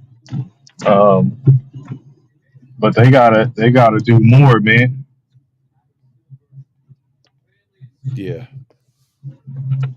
But I mean, Harden hasn't signed yet, right? I don't think so. Which I think he's going to. Yeah, he will. And Scotty Boy says 76ers have drama almost every game, and players were calling each other out. There was definitely dysfunction in that locker room. Huh. Yeah, I mean, but it's because motherfuckers were injured and couldn't play. Like I think Paul George said something about there were nights where they expected Embiid to be playing, and then all of a sudden Embiid's not playing. So what I believe is, and this could be coaching staff, training staff, Paul George, whoever. It's almost like no Embiid, then everybody else was kind of like shutting it down. Like Paul George was like, if Embiid's not playing, then let me not run the risk of hurting myself this season. I'll wait until he's fully healthy, and then we'll all, bring what we bring to the table. I mean, it sounds crazy, but Ho- I think they Hold on, nailed it in. hold on 1 second, DP. Rick Shaw, you gotta chill, dog. Chill. You gotta leave engineer alone, man. I can't even Relax. see the comments, man. No, yeah, relax. Leave engineer alone. Engineer's a regular. He's always on here. He's always respectful. Chill out. He said, Scotty Boy said, Maxi called out Embiid for underperforming, as he should have. I heard about that, Scotty boy. I did hear something about that. Okay, okay. My, But my, my, my but the bad, Rick Shaw. My bad. I don't even know what's going on, man. Rick Shaw's came back and said, I'm agreeing with engineer KP. His Oh, comment was, oh it's always the annoying tech dorks engineer. And so I guess I just read the comment wrong. um, My bad. My bad, y'all. yeah, nah, but Scotty boy, I heard that, and then which leads me to ask this question: is Maxi the man in Philly? Um, Is he the guy? I think he has become the guy by circumstance. Okay, You would say Embiid, but now it's to the point to where Embiid may not ever play back to backs in his career again in his career. So right. So if his availability is up in the air like that, yeah, I mean, I would like to poll Philly fans and say, hey, man, who would you rather roll with going forward if you had to just say, hey, man, we don't, we gotta not start from scratch, but shift our focus to building around this player or giving this player more pieces. Like, is that can you still say we're gonna build around Embiid? no, you can't. Those days are over. We got a troll in the building, man. Coming in here talking about 3 straight seasons SGA averaging 30 points on 50+% from the field. MVP was robbed for MVP last year, led young bums to 68 wins and a chip, and said that he's better than Kobe. Wait, who is that? This is a guy by the name of Vincent. One name, Name what? Vincent. Vincent. Yeah, Vince. Hey, Vincent ain't the first person who got on here saying that, right? yeah, Didn't trolling. somebody else say that?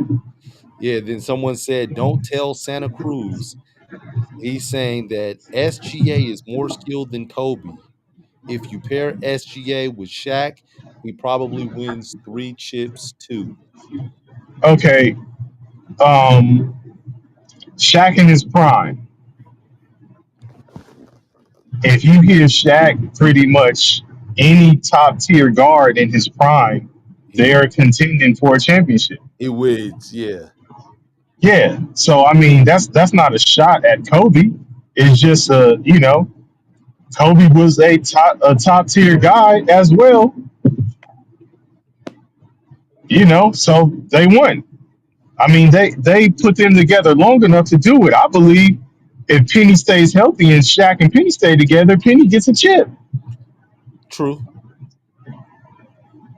But that's just a testament to how dominant Shaq was. Also, it's like it's no slight to the people who played with him. He was the most dominating force, or the most dominant force in the league. It's I'm wondering the same thing, engineer. Some of these people on 2 accounts, man, just going back and forth, supporting themselves. Possibly because that's why I said that sounds real familiar. Yeah. Um, what was I gonna say? Um, people talk about Alf Sucks and Bob Draft just said something. He said that he could name 50 players who can win 3 chips with Shaq in his prime. I doubt it's 50, but I'll let you tell it. Um, but It was breaking Kobe, up for me. I'm sorry. I said, Alf Sucks in mock draft said I could name 50 other players who could win 3 chips with Shaq in his prime. And I'm saying, Right. I don't I'm saying now I don't think it's 50, but I'll let you tell it. But I think the I testament is mean, Kobe won after Shaq left. He still got 2. yeah, but those are two different things, KP. True. And I think Alsucks in my drafts is just he's just saying that, over exaggerating, but he's just saying that to say, like, listen, man, Shaq was dominant, dog. Like, pair him with any top tier guard. I'm saying it Like, there's a because lot of dudes who would have got shit. McGrady and Shaq. Does he get one? yeah, but but DP, I'm saying it because you had the other guy saying that SGA is better than Kobe, and he started off by saying you pair SGA with Shaq, and he wins 3 chips. So that's Yeah, why I'm but saying I'm saying but that's Kobe won but one. when I brought that up, I was just saying you can't use that for the argument because you can say that about just about every top tier guard during that time. If they had the opportunity to play with Shaq, it was more so about Shaq being dominant. So that's not telling me that SGA is better than Kobe. And then Dime Dropper jumped in and said SGA is not better than Kobe. Curry, maybe I could see a debate about it, but not Kobe. I don't think SGA is better than Curry. I think he had a better season than Curry this year, but I can't say that over right like Curry's career. No, and then Bong didn't jump back in the chat. He didn't sniff the BS and said all the people that say that about Shaq also say that Shaq's prime was from 2000 to 2003.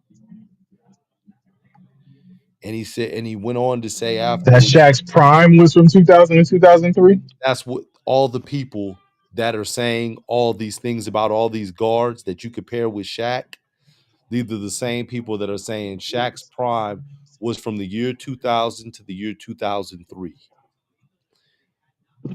And Yeah, and then he said, I'll reserve comment on the Shaq with any guard conversation he reserves comment with Shaq with what? with talking about any guard, pairing him with any guards and then winning.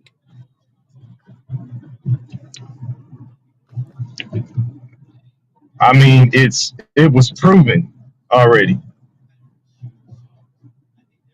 that they were contending. Didn't him and Penny get to the finals? Yeah, they did. 95. Huh? 95. Yep. It's breaking up for me. I'm sorry. Okay. And yeah, they did in 1995. Yes. Shaq and Penny went to the finals in 1995.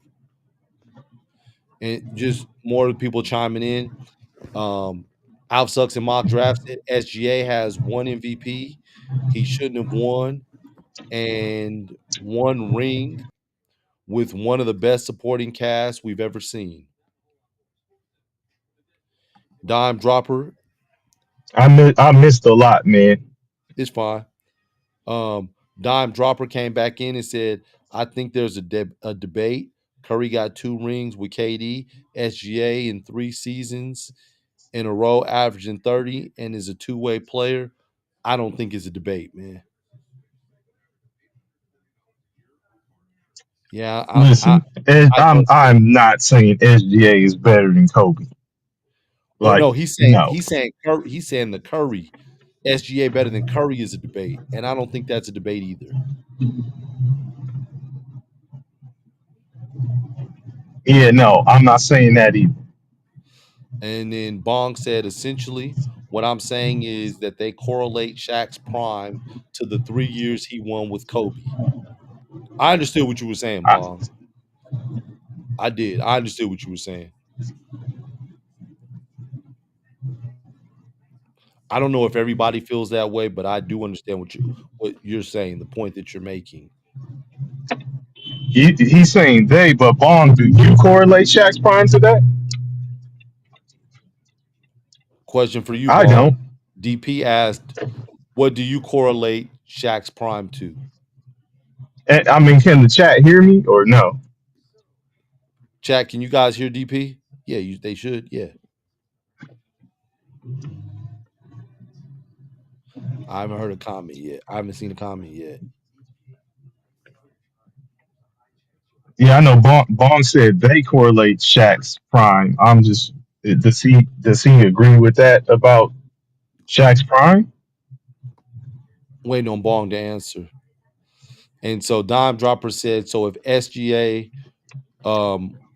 wait, before I get to Dime Dropper, let me tell you a Bong's comment because he just commented. He said, and he says he could hear you, DP, but Bong said Okay, the Lakers could have won many more chips if Shaq took his craft seriously. But you didn't say the prime years.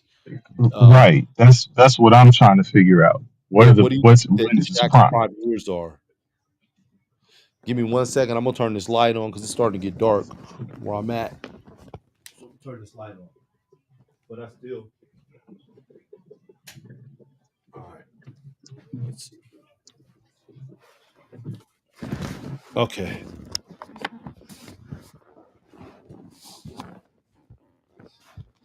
And one of the things that Dime Dropper said was he said, so if SGA wins another MVP next year, another scoring title, and another championship, well, will our opinions change? That's not happening.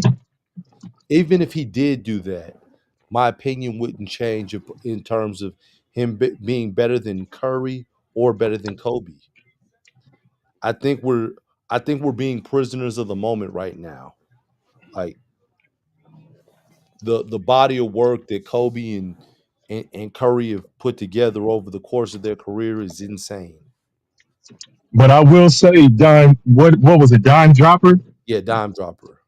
Dime dropper. That's a hell of a back-to-back year. It would be. And his argument is that Curry has one Finals MVP, and he's saying that he's not a two-way player. So you're putting a lot of emphasis on two-way player. Is that your criteria in terms of being the best in the league or being one of the best of all time? That's what I want to know and understand. And Bong said, I don't agree with that. Shaq had a longer prime. Let me see. I don't agree with that. Shaq had a longer prime with some of it being in Orlando.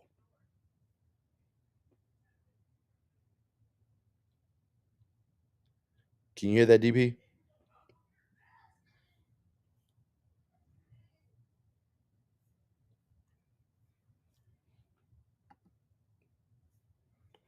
And then Bong is saying Kobe's will to win push Shaq. T Mac wouldn't have done it, and Penny didn't do it. Um, I think that if Shaq stayed in Orlando with Penny, I think they would have eventually won. So I I I can't say that. I do understand some of the stuff that you're saying, but I think that I don't want it to be a one-sided conversation and you're typing and I'm talking. So I think this would be one of those conversations that we should save for when we're all on the podcast together. So yeah, I won't even. I don't even want to I don't even want to go into that.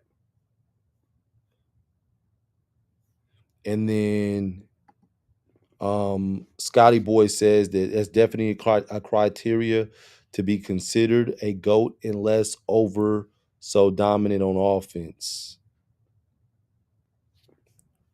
And Dime Dropper is still on his SGA campaign. He said SGA's had 3 consistent seasons, if he has 2 more, that's 5, averaging 30 on 50 plus field goals.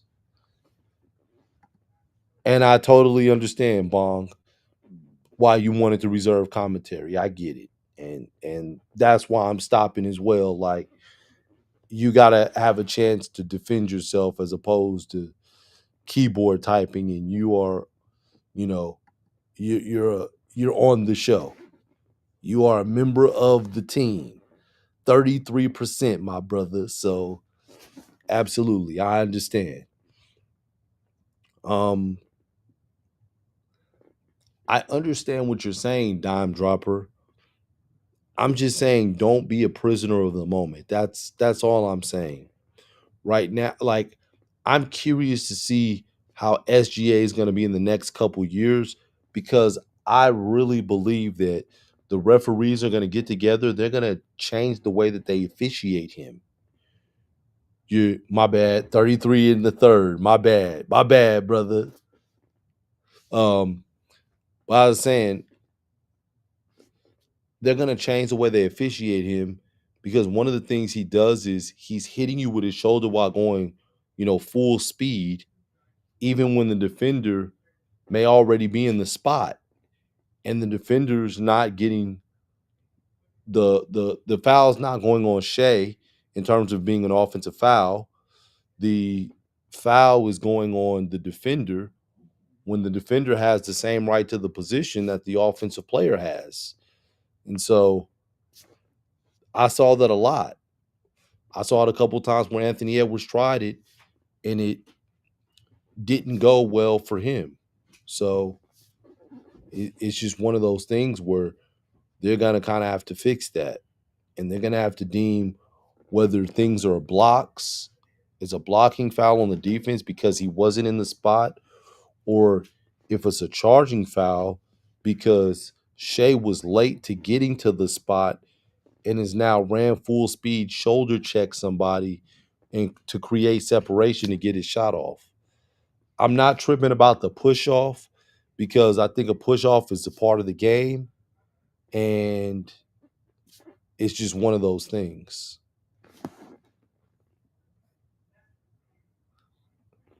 So yeah. And engineer, all this talk reminds me of FYF when he said, I like hot takes to get people riled up. Man. And Dime Dropper said Curry above Jokic. You got to look at Jokic's last seasons. You're talking about SGA seasons. Look at Jokic's last seasons. Like, I don't know, man.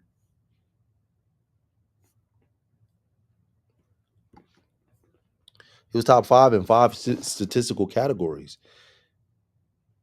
And don't tell Santa Cruz said Jokic ain't never had an all-star teammate, though. That's correct. I mean, but I'll say this. Murray not being an all-star, that's kind of criminal. He should have been at least one all-star by this point. But yeah, he hasn't been an all-star yet.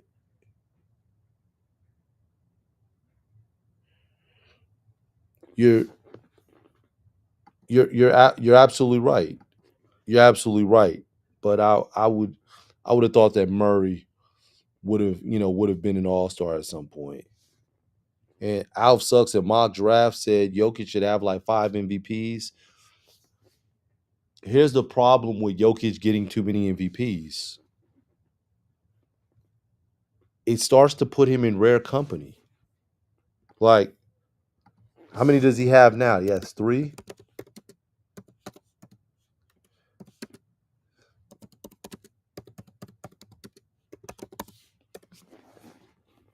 He's got 3, right? Bird has 3. Magic has 3. Once you get past 3, you're in rare company. And matter of fact, I'm going to ask how many NBA players have more than 3 MVPs.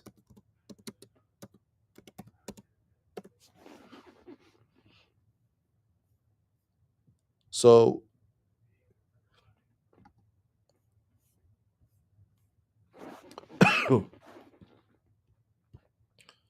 so there's 9 players that have at least 3 MVPs, right? But after that, and Jokic has 3, but after that, let's look at this. Bill Russell has 4. LeBron has 4. Michael Jordan has 5, and Kareem has 6. So once he gets 4, MVPs, 5 MVPs, we're now in the conversation of greatest of all time. Is Jokic the greatest of all time? I won't say he's the greatest of all time, but he might be in the top 10. He might be in the top 10. So,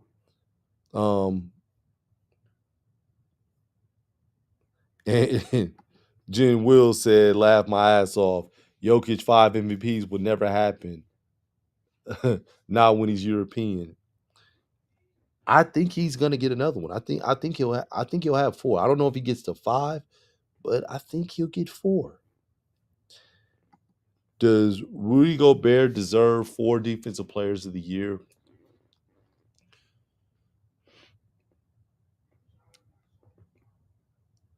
Defensive Player of the Years are interesting. It's an interesting award because I don't always understand the criteria of getting the award. I remember one year I felt like LeBron should have got it, and they gave it to Marc Gasol.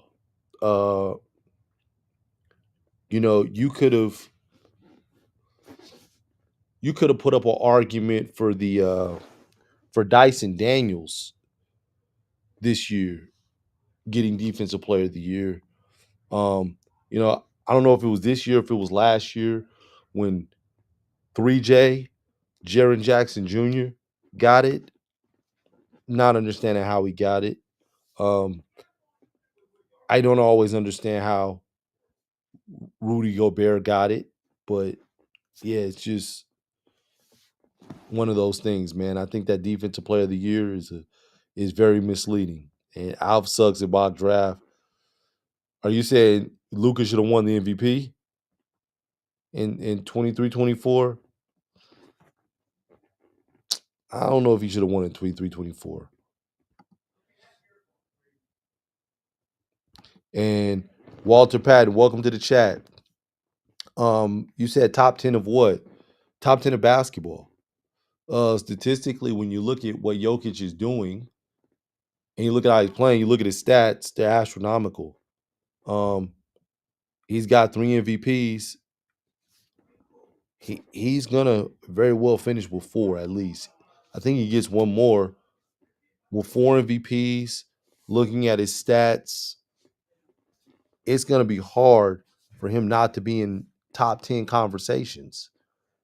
And I understand it looks different than what people are accustomed to watching throughout the different eras of basketball, but he's effective. He's very skilled, and I think he would be effective in any era, regardless of his athleticism.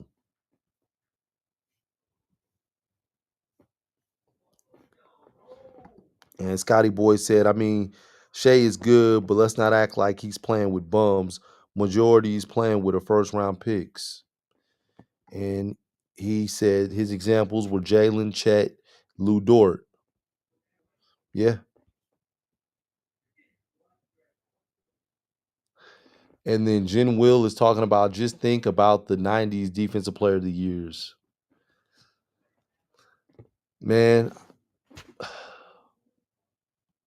I'd have to go and look at the list of the 90s Defensive Player of the Years. I think Olajuwon got one. But I don't know off the top of my head everybody that got one in the 90s. I would assume that Rodman got one. Don't know if Pip got one, but he probably should have. I actually think that Pippen was a better defender than Jordan because he could guard 1 through 4. Jordan didn't guard 1 through 4.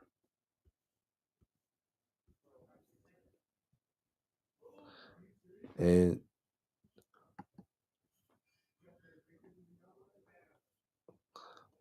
Walter Patton is saying, "How about this draft?" Um, I was waiting on DP and Bong. I'm gonna probably log off in a little while and log back on with them to do a draft recap. But I didn't want to do my recap of the draft by myself. We're supposed to do that together. Yeah. Alf sucks. I'm gonna wait for DP and Bong because that was something that we were gonna discuss together about the best and worst draft picks for the first round. So I'm gonna wait. I'm gonna probably log off. You know what? I'm gonna log off in the next 2 minutes, and then we'll probably log back in like the next hour. So I'll pause, get something to drink, and then I'll get back in. Of course, Scotty boy. Of course, yeah, yeah. We're gonna do a recap, man. Of course. And okay, Jamal missed 2 years of Jokic's prime injuries. Porter missed 2 years, and Gordon and Porter injured this year. Murray injured, lazy year. Okay. That's why his numbers were astronomical this year. Like, yeah, of course. Yeah. Yeah, engineer. Okay, engineer, good. I got my workout in this morning, man. So, yeah. Yeah, go and get your workout in, man. And yeah, I'll see you guys, man. Thank y'all for stopping by. We'll probably be back maybe in an hour, maybe a little over an hour, but we'll be back to do a recap. All right, y'all. Let me get them balloons up. All right. Peace out.